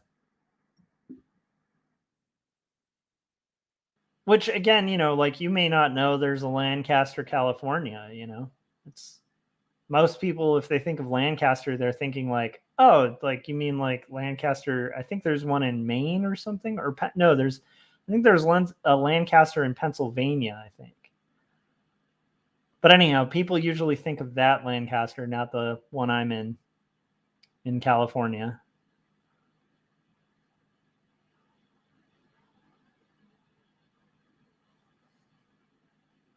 But I definitely make the American mistake of like, if somebody talks about, like, for instance, I didn't think until talking to Gary, I didn't even know it snowed in Arizona.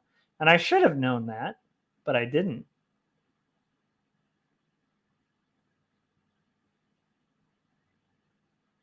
my world knowledge is very very underutilized.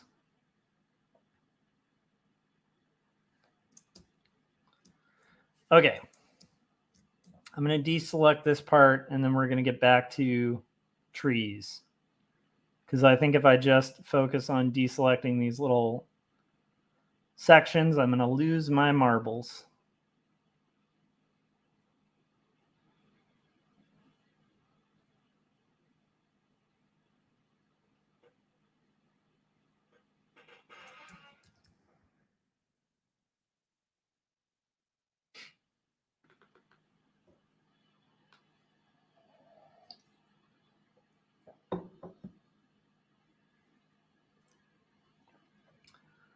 Oh, I get the joke now. Philip, that was a pro dad joke.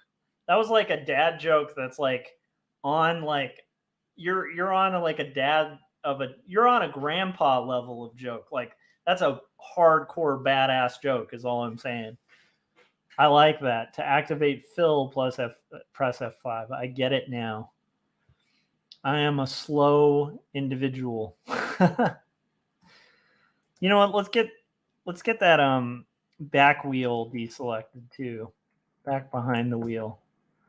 For closing out areas, eventually this will be colored. That's the battle. It's like playing a video game when you're flat coloring. You're kind of like killing off different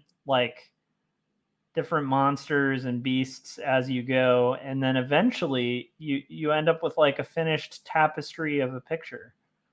But there's this confusing and irritating and horrible moment of going through and making all the selections. But eventually you get rewarded for it.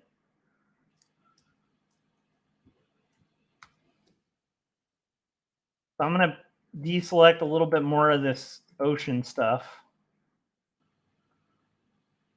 Well, it's not ocean, it's just pond.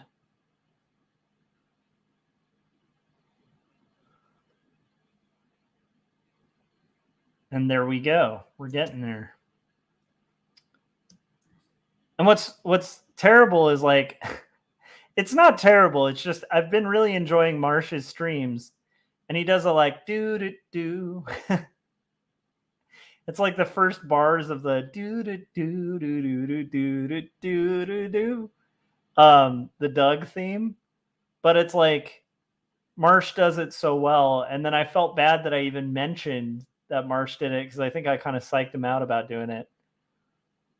But now, whenever I do like a little or whatever when I'm working, now I feel like I'm ripping off Marsh, but I'm not trying to. I just make weird noises when I work. Always have, always will. Okay, let's get through this forest real quick.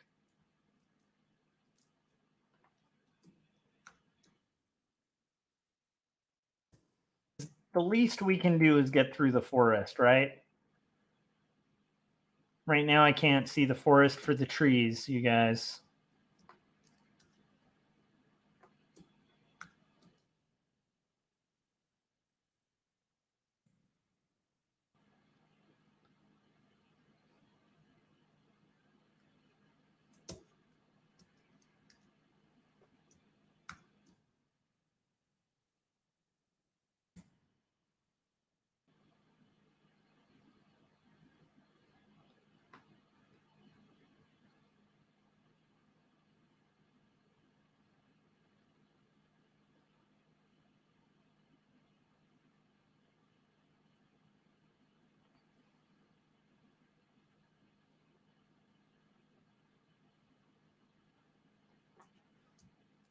Okay, we're getting there. We're getting there.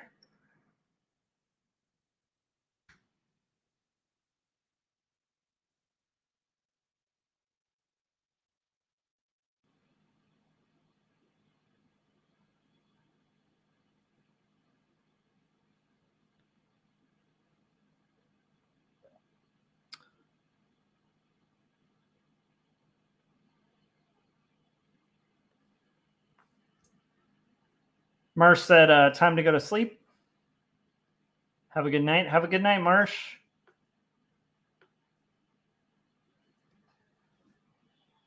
John Coyote said, I've been watching a show called Death in Paradise. I think you might like it.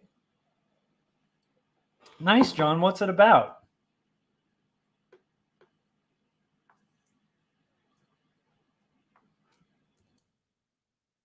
Sounds pretty interesting, you know?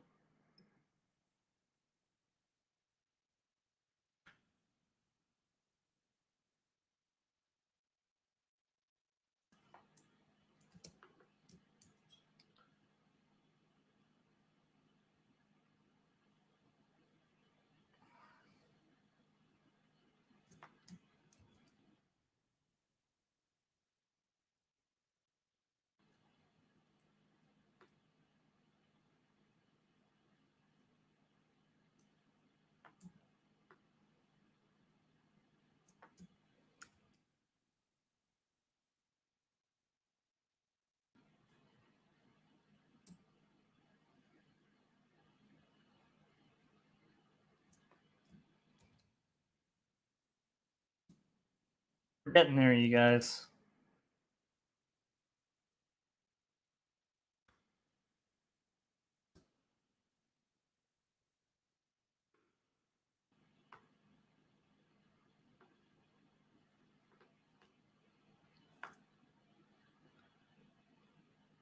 It's a British crime drama set in the Caribbean. They solve murders and weird adventures. That sounds amazing.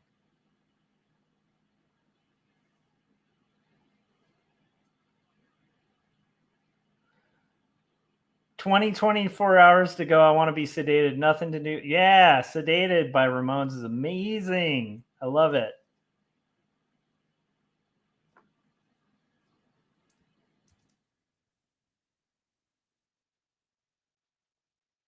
Honestly, I could get into like the into that song. I feel like that song is definitely a good example of what it feels like to flat comics. You're like nothing to do, nowhere to go. Whoa, whoa. Anyhow,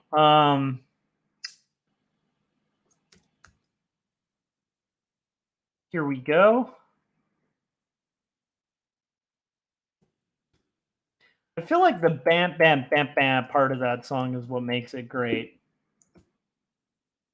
I mean, it's a great song, but I feel like who else would have thought to go bam, bam, bam, bam?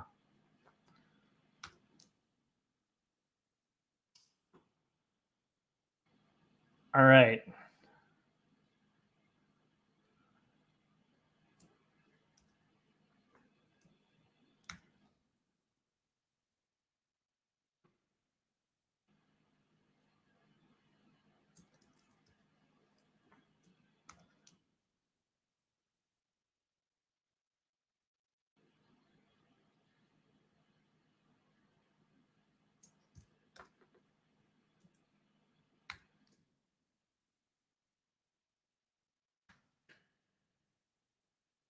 All right. So once I'm done with this, I will need to disappear again. And again, for now, I'm playing just the Jacob's Apartment and Two Stories trailers. But if you guys are so inclined and would like to like promote your own wares, please make like a 1 minute video where you promote Jacob's Apartment or Two Stories.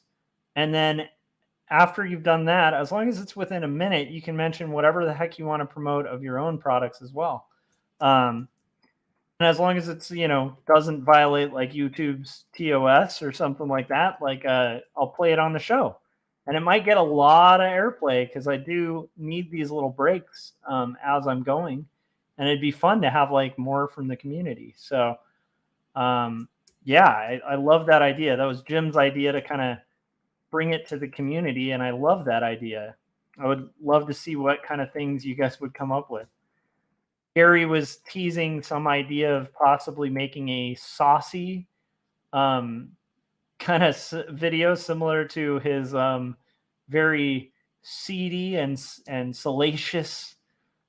Salacious is a great word, isn't it? I don't think that word gets used enough. But yeah, his very seedy and salacious advertisement for Dinosaurs versus Marsbots, and I am all about it. If you guys want to promote and help me promote my stuff as well, and kind of make the channel have a little more variety for a little break segments, I think that would be more than welcome. So for this one, I think... Oh, it's on Prime. That's awesome. I'll check that out. There's so much good stuff. I've learned about a lot of good bands too through the stream so far. It's pretty exciting. Yeah, John Coyote said salacious is an awesome term. It is, right? It sounds like what it means. All right, guys, here is the trailer for Jacob's Apartment, and I will be right back.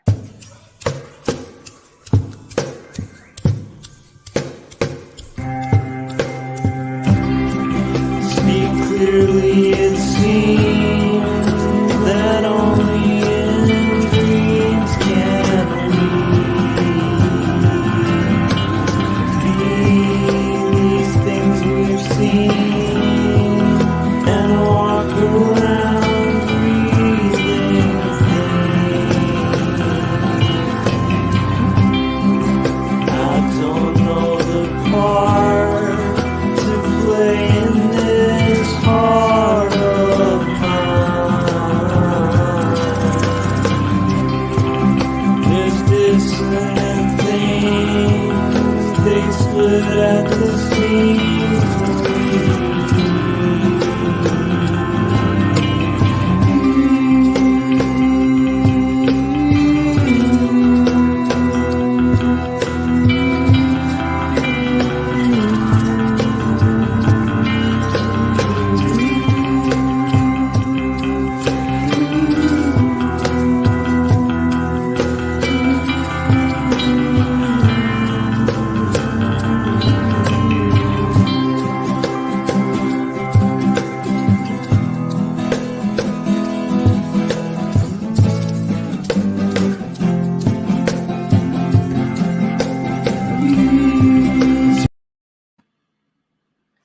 Corey said animated bumpers. Exactly. So the idea is like, I'm planning on eventually, I think I'm going to crowdsource it. So if you guys want like a little trailer that would promote your products and also promote either Two Stories or Jacob's Apartment, or preferably both, and you want to kind of throw in your own like advertisement, let me know, and I can kind of like run it during my breaks, which would be kind of cool. By the way, the dogs are freaking out because my wife and son are back from their Bible group.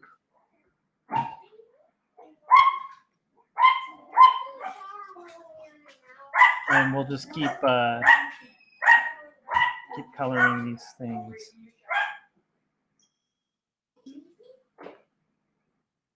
Welcome back, you guys.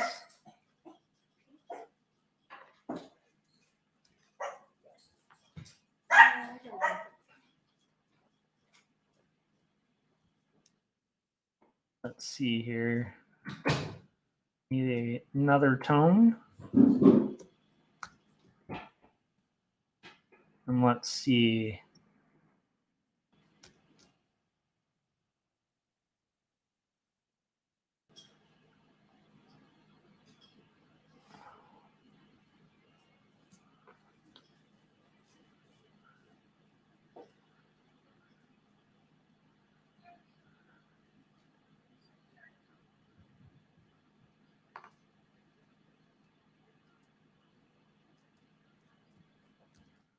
So here we go.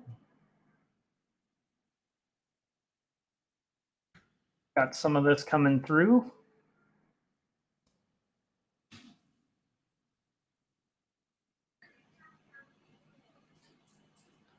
We're almost like getting through the forest here, which again this is probably going to be, this top panel is the hardest panel, I think, of all of these to color.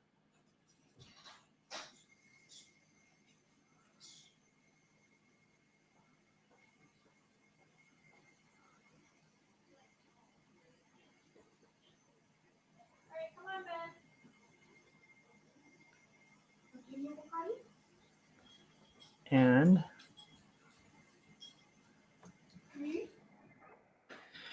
whew, killing it, guys. Killing the work part of this art thing.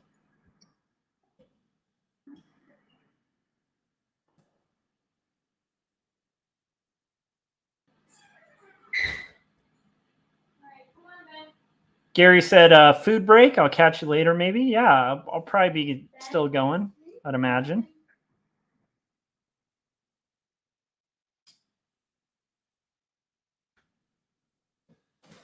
Just kind of doing flats and enjoying the flatting process here. And hoping to get a little further on my goal to kind of get 230 pages done. And right now we're on page 37, which isn't too bad.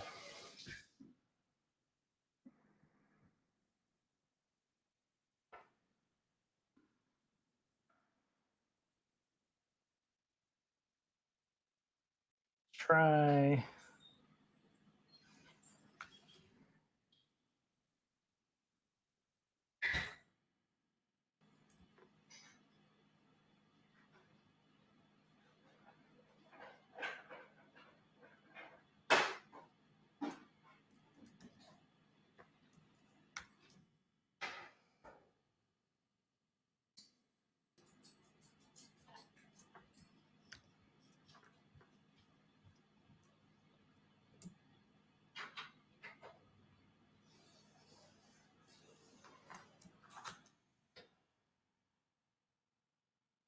Philip was saying, oh, nice. Abba7 said, Joshua, it's beautiful because of the hard work and passion put into it. Mucho bueno. Thank you. He said, I've got pizza on the way now. I'll be eating in front of the computer, so I'll be hanging around still. Nice. I love it, Philip. I appreciate everybody who's kind of hanging out here. Let's see what color we're going to fill this with.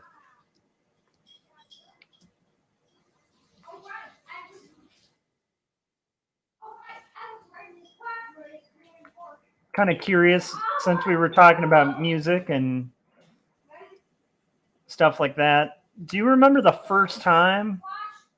Like, what was the first album that you like bought? You know, that like was like your first, like, you picking the music, not your parents, not your family. Like, this is the first thing you first got into. And by the way, you're going to hear a lot of sound in the background. We're an active household.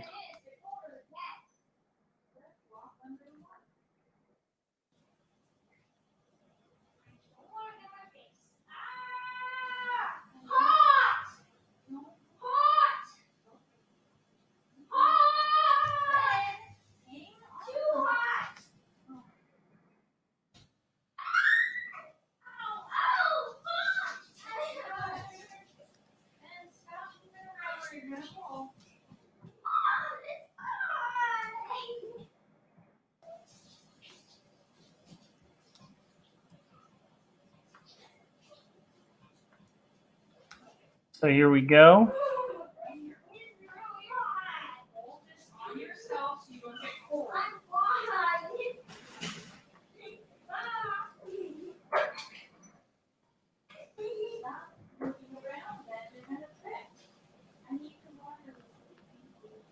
So let's see here. We're picking different colors and, you know, having fun.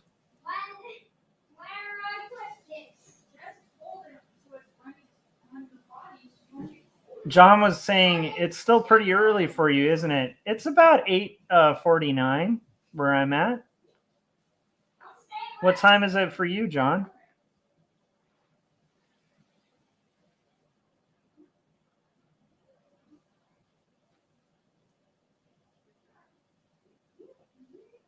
And then Philip was saying most of the record albums I got growing up were gifts, but the first one I remember buying with my own money was Springsteen's Born in the USA.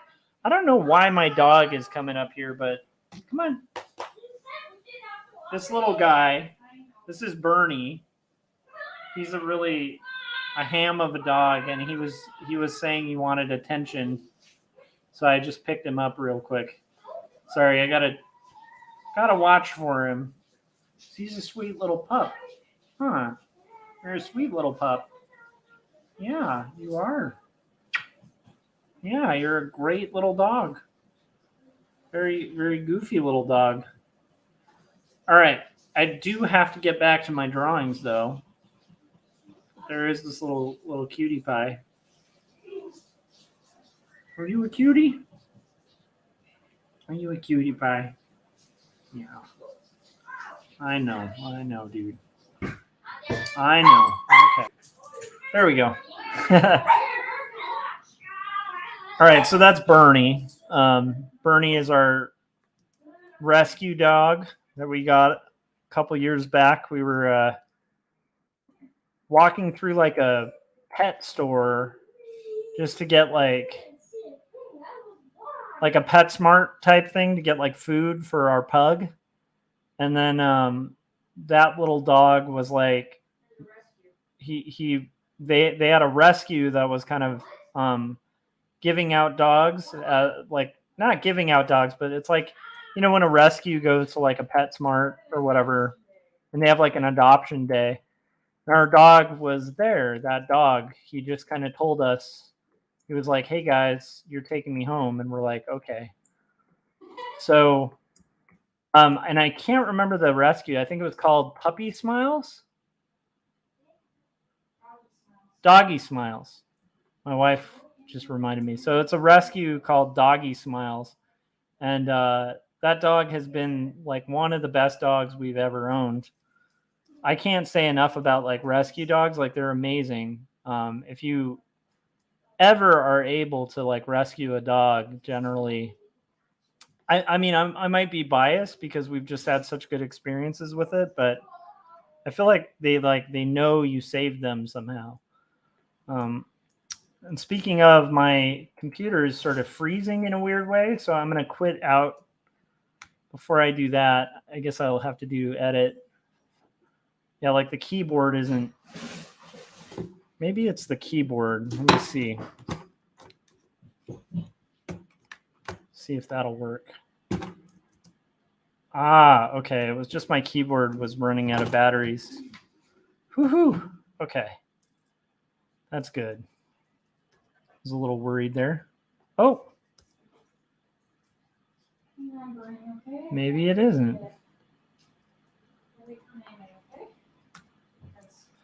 Okay, my keyboard is being weird, so I do have to quit out of Photoshop real quick. So let's go ahead and do that. We'll save.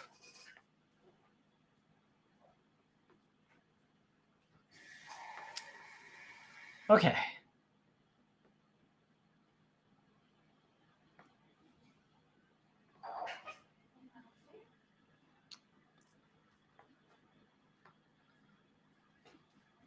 I had to kind of reopen it and see if that'll work now. Yes. Okay, now my shortcuts are working. Yay. Okay. When your shortcuts stop working, your time is just insane. Oh, Philip said, most of the record albums I got growing up were gifts, but the first one I remember buying with my own money was Springsteen's Born in the USA. So here's my question. How would that, like, do you have a special attachment because that was like your first album that you bought, that you went out and sought out? And then Seven said, wonderful sounds of family. I love it. Thanks.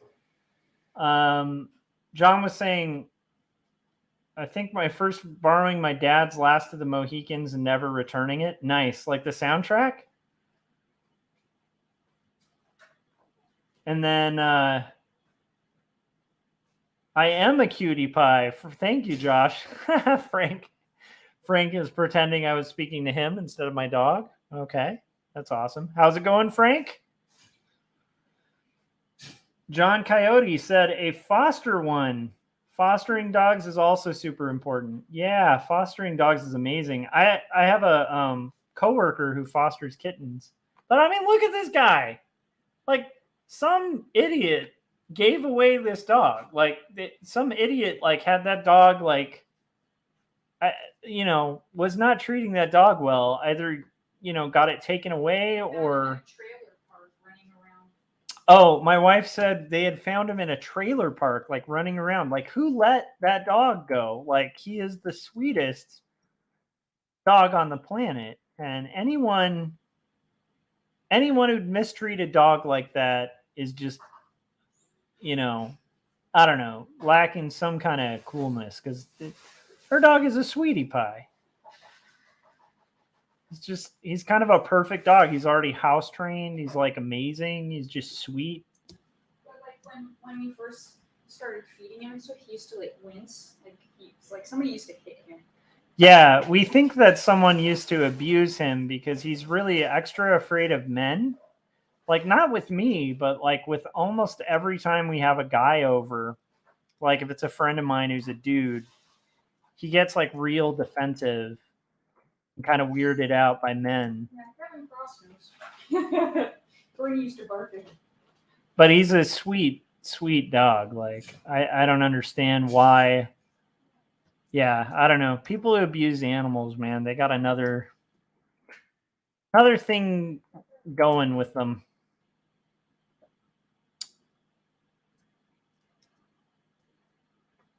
But yeah, he's probably one of my favorite dogs of all time.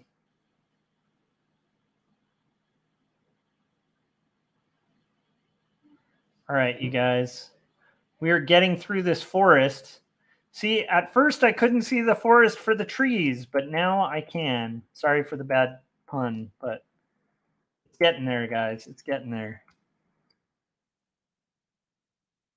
It's getting there, and it's going to get finished.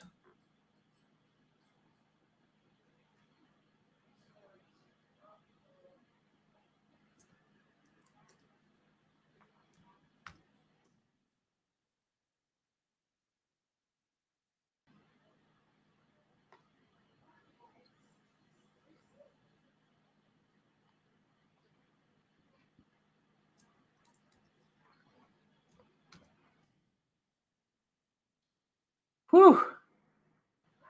This is a beast of a page, but it's going to get done.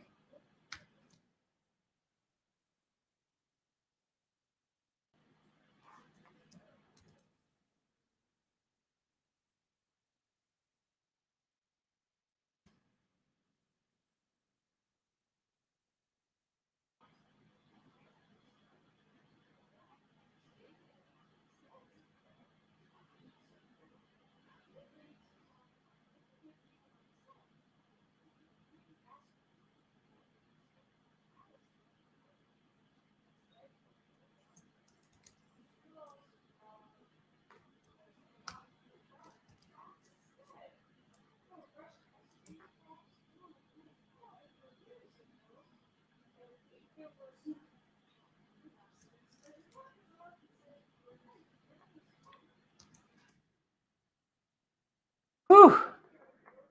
Can you guys believe it? We finished the forest.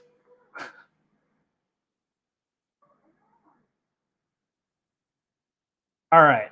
So now I'm going to do this magenta business again.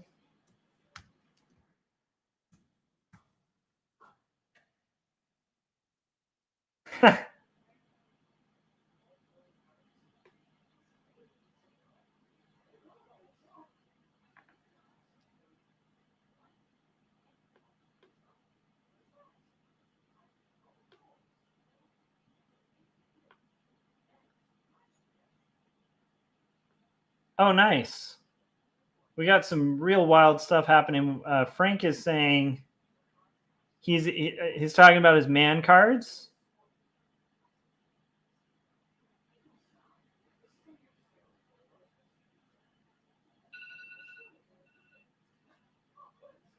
And then John was saying now he's with his forever family. Yep, and he loves his forever family. And animals are wonderful friends. 100% agree with that. Frank is saying it's going good. Got some good comments on my Facebook post from earlier today. 7. Yes, I got them. I've been showing them off. Nice. And then John said a very sad thing with rescue animals. I see a lot at the shelter. My cat Charlie was so mistreated he wouldn't move in front of anybody. Wow. Okay. And then Seven said, you worked so hard the computer ran out of power. Thanks. Yeah, and then Philip was saying it's looking beautiful, Josh. Thank you. We're getting there.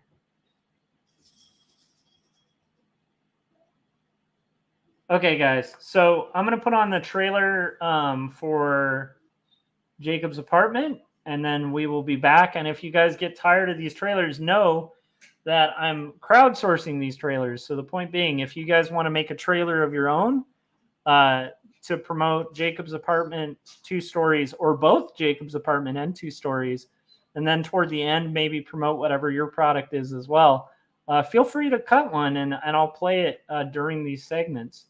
All right, so here we go. Here's the Jacob's apartment.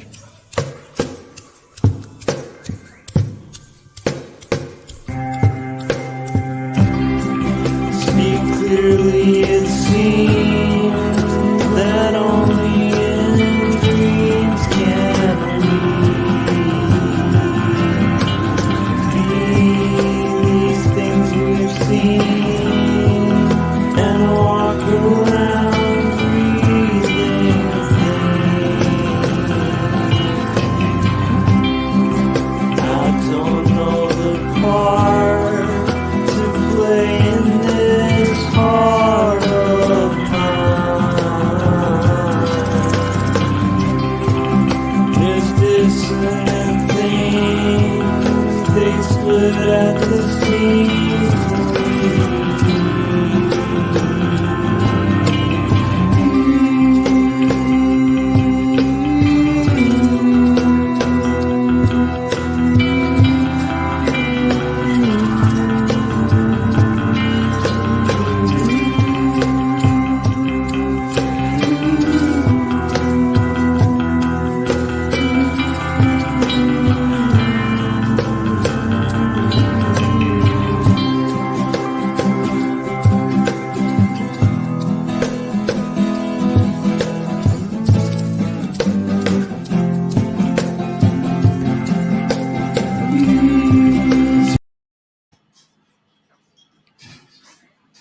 All right, we're back at it, and we're coloring this page, and it is a beast.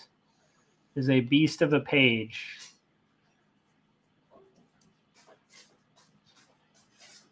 And we're getting there. We're getting there slowly but surely. And at that point, I need Frank to say, "Don't call me Shirley."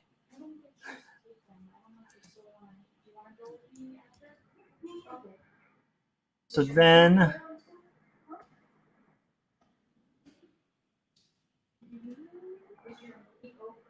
we're going to get into this.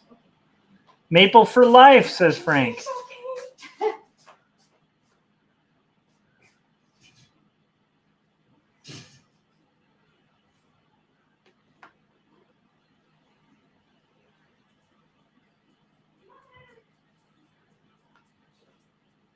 Animals are part of the family. Amen. I agree with that too. Yeah. And we're in this for the long haul. I mean, this page, I'm going to get this page done. At this point, I'm trying to kind of reduce out like the bigger elements. Kind of try to figure out like what's going on behind these wheels.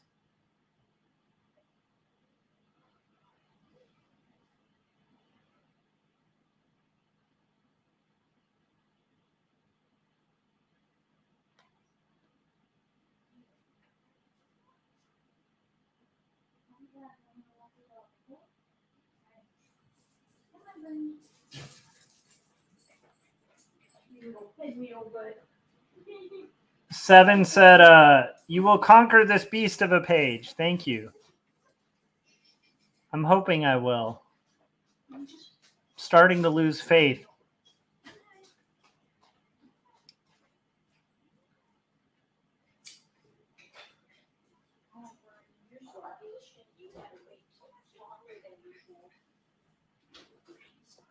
Philip said he will conquer the whole book. Thank you, Philip. I'm starting to lose faith. I appreciate that. I need this. I need like the Rocky music, you know? Eye of the Tiger. Yes. That is what I need. I need to see the Eye of the Tiger.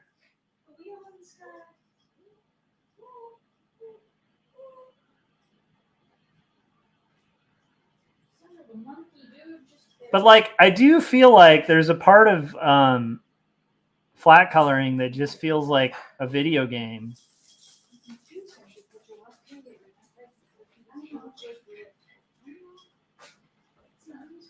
Oh. I wasn't saying he was bad. I was more like, too many legs. Like, put one of his legs in the other hole. And like, So the family right now, they're organizing taking the dogs for a walk. So that's, if you guys hear wrestling and rustling in the background, that's what's going on. No, it's just the bodies that you've been putting in the bag. Yeah, and then it's also body bags as well. That's what May decided to throw in there. That would be really funny if I turned around and you guys were like burying bodies. Like the nurses and stuff. So my sister-in-law has a dark sense of humor and also is a writer. She has a book out. Let me see if I can grab it real quick. I don't mention this enough.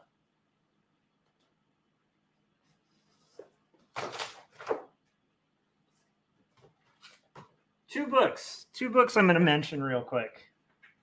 There's a guy right now in chats calling me the Conqueror, and I appreciate that. And he has, Frank, are there still copies left of this? Boom! Captain Goggles and Mask Woman. It is such a fun read. Like, it has a beautiful cover. The art on the inside is like, you know, Frank has really leveled up as an artist. It's fun. It's colorful. It's a really cool comic book. And Frank printed these offset. They're beautifully printed. It's a fun story. It's really fun. It's just, I don't know. I can't describe it by saying anything, but it is fun and you guys should get one. And Frank said, "Don't call me Shirley." I love it. I knew you were going to do that, Frank. Okay. The other thing I was going to mention is my sister has a book called October French and the Tour for the Broken Hearts. It's by M.L. Stewart, May Lynn Stewart. You guys should buy this. It's on Amazon, and it's cool, and it's written by my sister-in-law. So, yeah.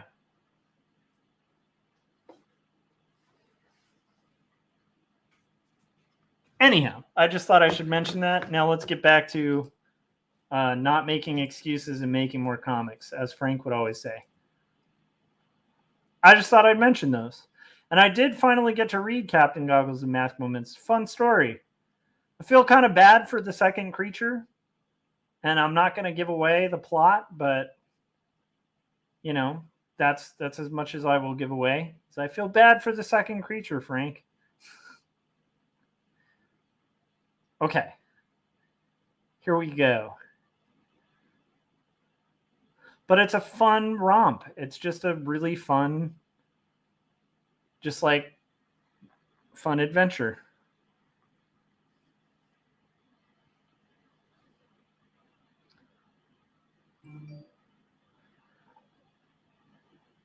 Frank, where can people get your Captain Goggles book?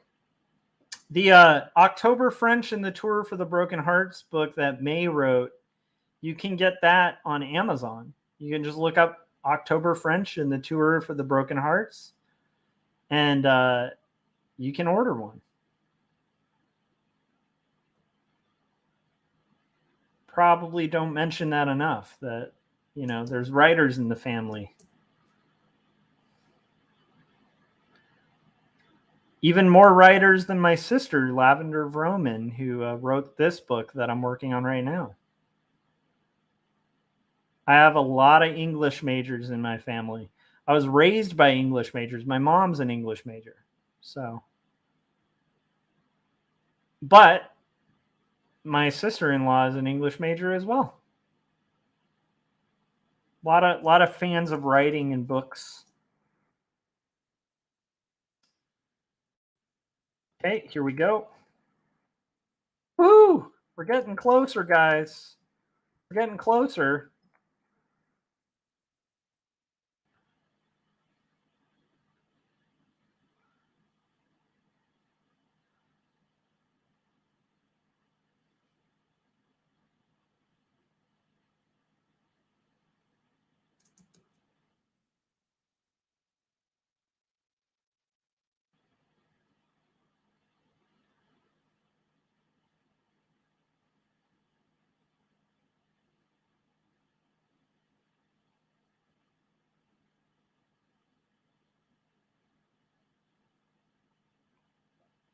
Much, much closer.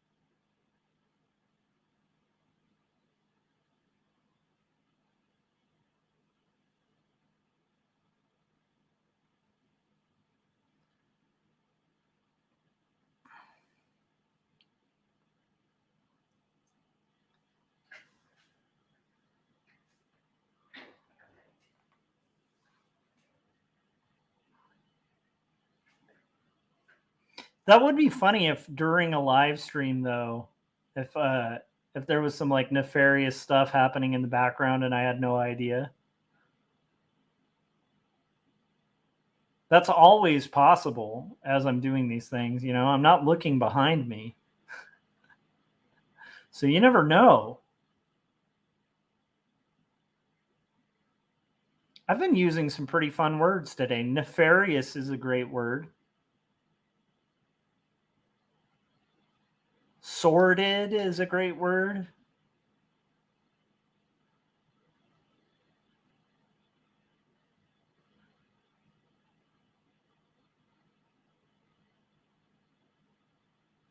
All right. We're getting through it, guys. We're getting through it.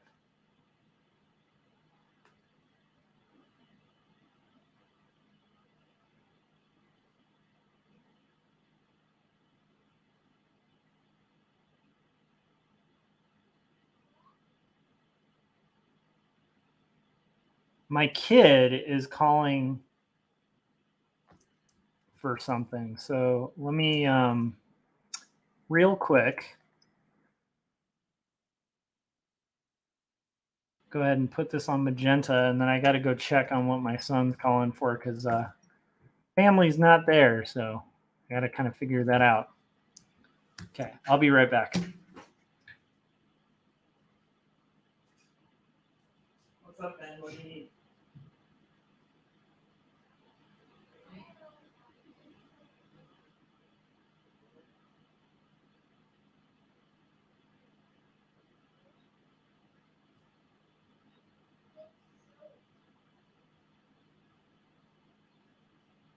Well, when mom comes back, she'll go.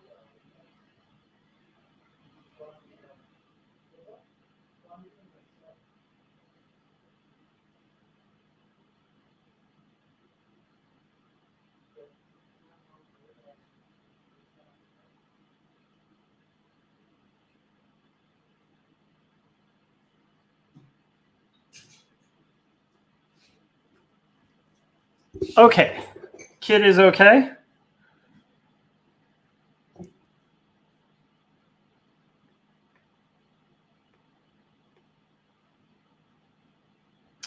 Frank was saying, I feel so vain. I thought everyone was clamoring for my comic, but they probably want the October book. No, they should want your Captain Goggles. Everybody wants that. Landon Huber joining, saying, what's up, Josh? How's it going, Landon? How you doing, buddy? Hope all is well. Right now, I am trying to kind of get through the flats on this beast of a page.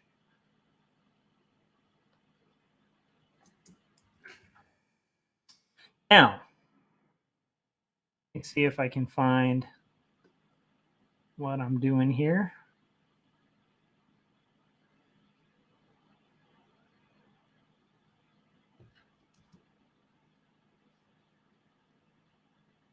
Okay.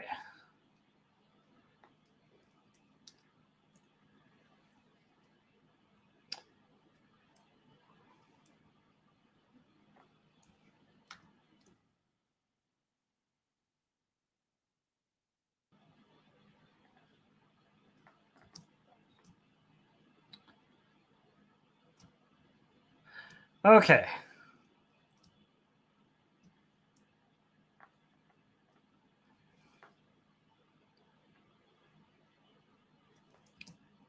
I'm going to see what I can do here.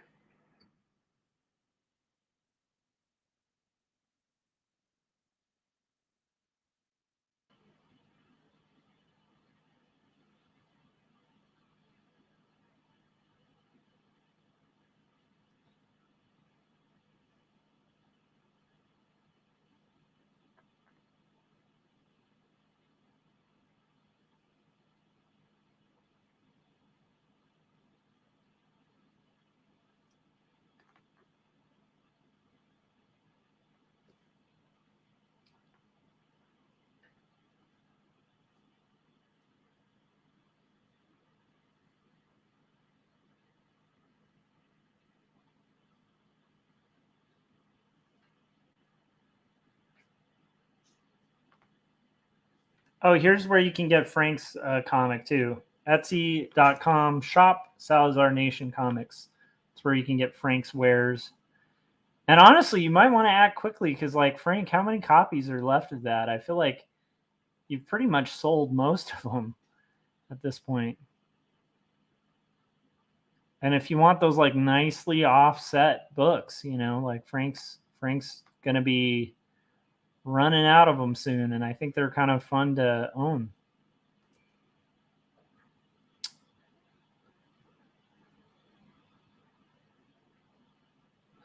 I also, if somebody's tuning in for the first time, I wanted to kind of let people in on this idea. Jim had the brilliant idea of me crowdsourcing my break time ads. And so basically, my challenge to you guys is if you make an MP4 that is under a minute and you can promote Jacob's Apartment and 2 stories, but also, you know, so do like a testimonial video, but also you can do it in whatever way you want, as long as it doesn't like violate the terms of service on YouTube. And as long as you do it however you want, you can also promote your own stuff as well. So let me know, depending on how many people submit them, I'll be really excited because, you know, even like Frank's comic, for instance, Frank, if you wanted to promote that, just do a real quick video where you're kind of doing a testimonial about Jacob's Apartment and 2 stories. And then you can like throw in, you know, Captain Goggles and Mask Woman as part of that and have that ad run basically all the time on this channel. So we'll see how many people. I think it'll work a lot better if it's like a more the merrier kind of scenario, but we'll just kind of have to see how that all pans out. But I'm kind of excited to see if anyone takes the bait and decides to do that, because I think it would be a lot of fun to kind of see what everyone in the community comes up with. But also that way it spares you guys who are like frequent viewers from seeing the same exact trailer for Jacob's Apartment and Two Stories every time.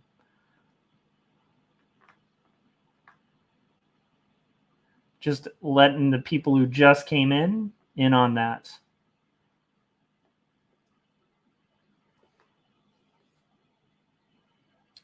John was saying, I might ask my cat to make one for you. That would be amazing. I would love a cat endorsement.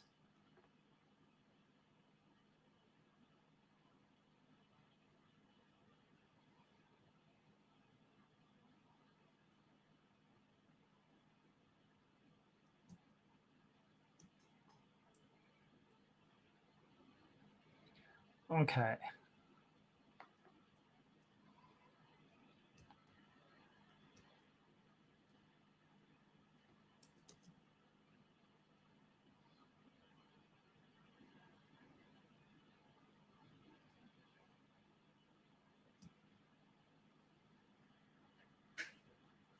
All right.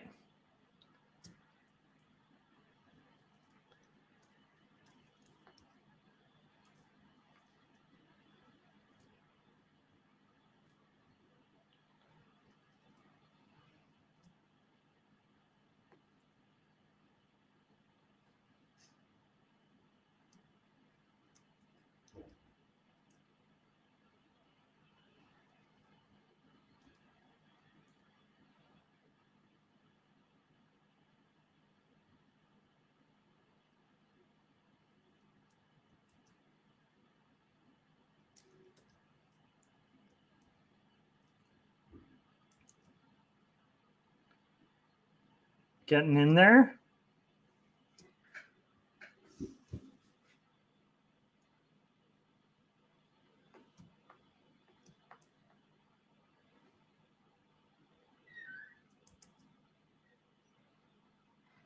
And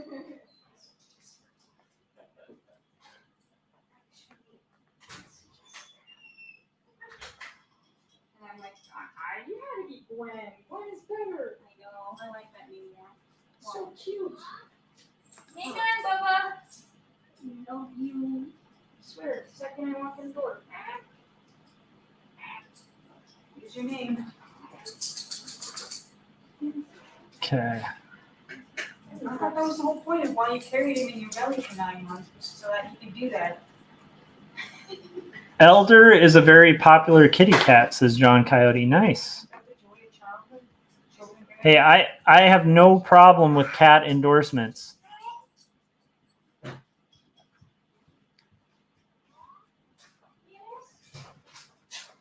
Full disclosure, I'm allergic to cats, though, just so you know. I love cats. They can kill me. But I love them. They're very sweet. They just can kill me.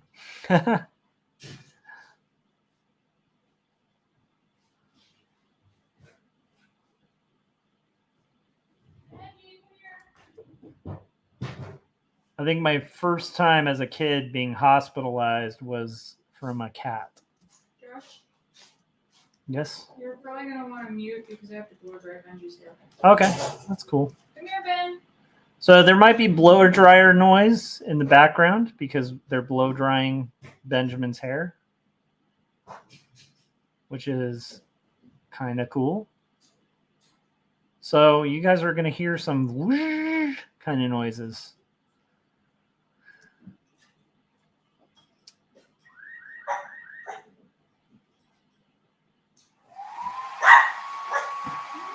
And the dog does not like the blow dryer.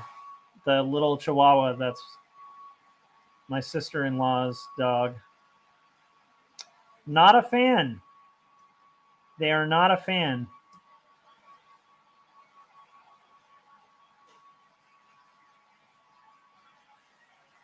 Okay. We're almost done with this page, guys.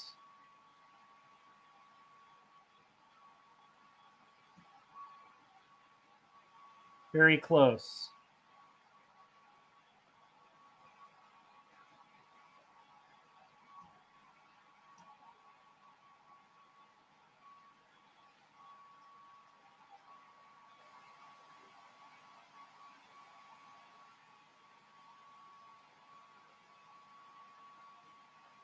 Don't we all at least love one thing that can kill us? That's true.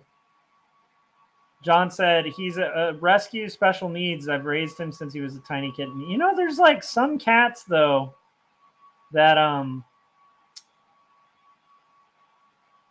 there's some cats that for some reason I don't get allergic to. Do you guys have allergies? Let's talk about our allergies.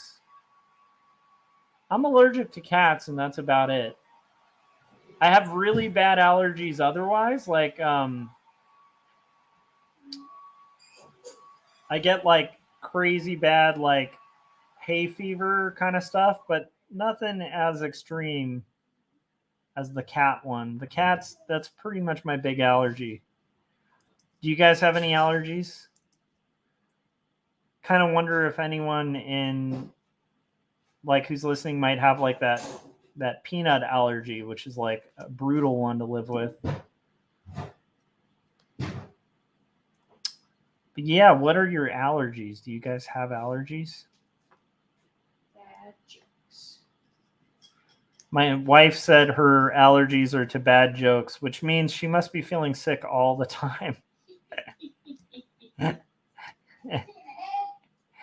Because if my wife is allergic to bad jokes, you guys, and that's both of us. pretty. I like dad jokes. Yeah, I was gonna say like May, her sister, and myself. That's kind of our arsenal. All our jokes are bad jokes. So that's pretty sad.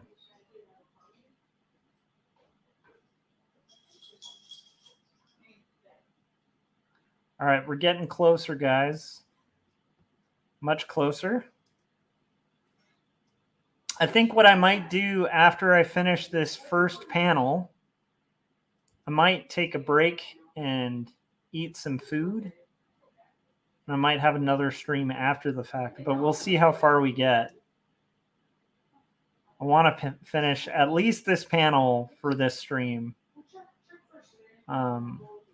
And I think after this panel, I might take a little break, grab a little bite to eat. Oh, Josh, you want me to go get us something? Because May was saying she's hungry.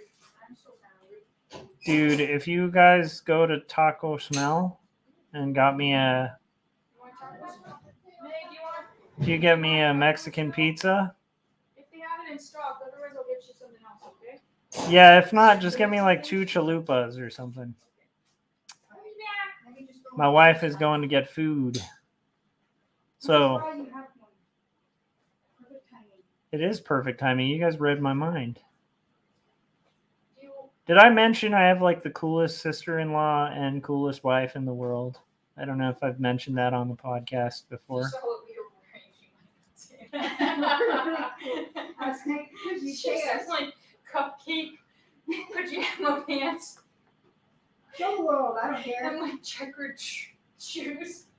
Rainbow checkered shoes. And I'm wearing like $20 like slip-on whatever. 10-year shoes. You guys, It's like 4 sizes too big. October French and the Tour for the Broken Hearts. That's on Amazon, right, May? May, your book is on Amazon, right? Yeah. So October French and the Tour for the Broken Hearts. Buy the book. Josh, Yes. your book is on Amazon, right? Yes, my book is on Amazon. His jokes are bad. That was my wife's joke, was your book is on Amazon, right? Okay, guys. Whew. What a beast. What a beast that was.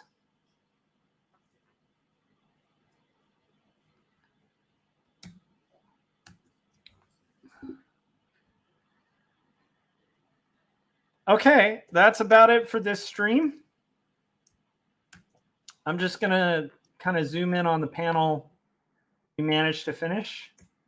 Not too bad. And by the way, I'm really excited because this is the first panel to mention seances. Ha ha ha. We're going to get into the good stuff, you guys. So make sure you stay tuned because this story gets really cool. It gets into like some seances and some really dark stuff, and there's a villain and all sorts of excitement, and we're just starting to breach it, just barely. Mwahahaha. So anyhow, I'm very excited. I'm really very pleased, and I hope you guys are doing well, having a good time in your creative journeys, and I will see you on the next stream, which will probably be in about maybe an hour or so. I might do another stream or 30 minutes or so. But anyhow, if you're wanting to make sure you're following the streams, hit the bell. That way you get notifications whenever I am about to go live. And also, if you guys have watched this far, I really appreciate it. I ask one thing: make sure you hit that like button, because that makes that affects who catches up with the stream later on. And then finally, the very last thing I'll say is I just appreciate you guys. If you make 1 minute ad, just shoot me a Facebook message or something. And I'll take the MP4 and hopefully upload it so that I can play it on this channel. And as the very last thing, other than just vastly appreciating you guys, make sure you've checked out Jacob's Apartment or Two Stories. And I will see you guys on the next live stream. And I just really appreciate you guys. All right. I hope you guys had a productive night. I did, and I really appreciate the company, and I will see you on the next live stream. Bye.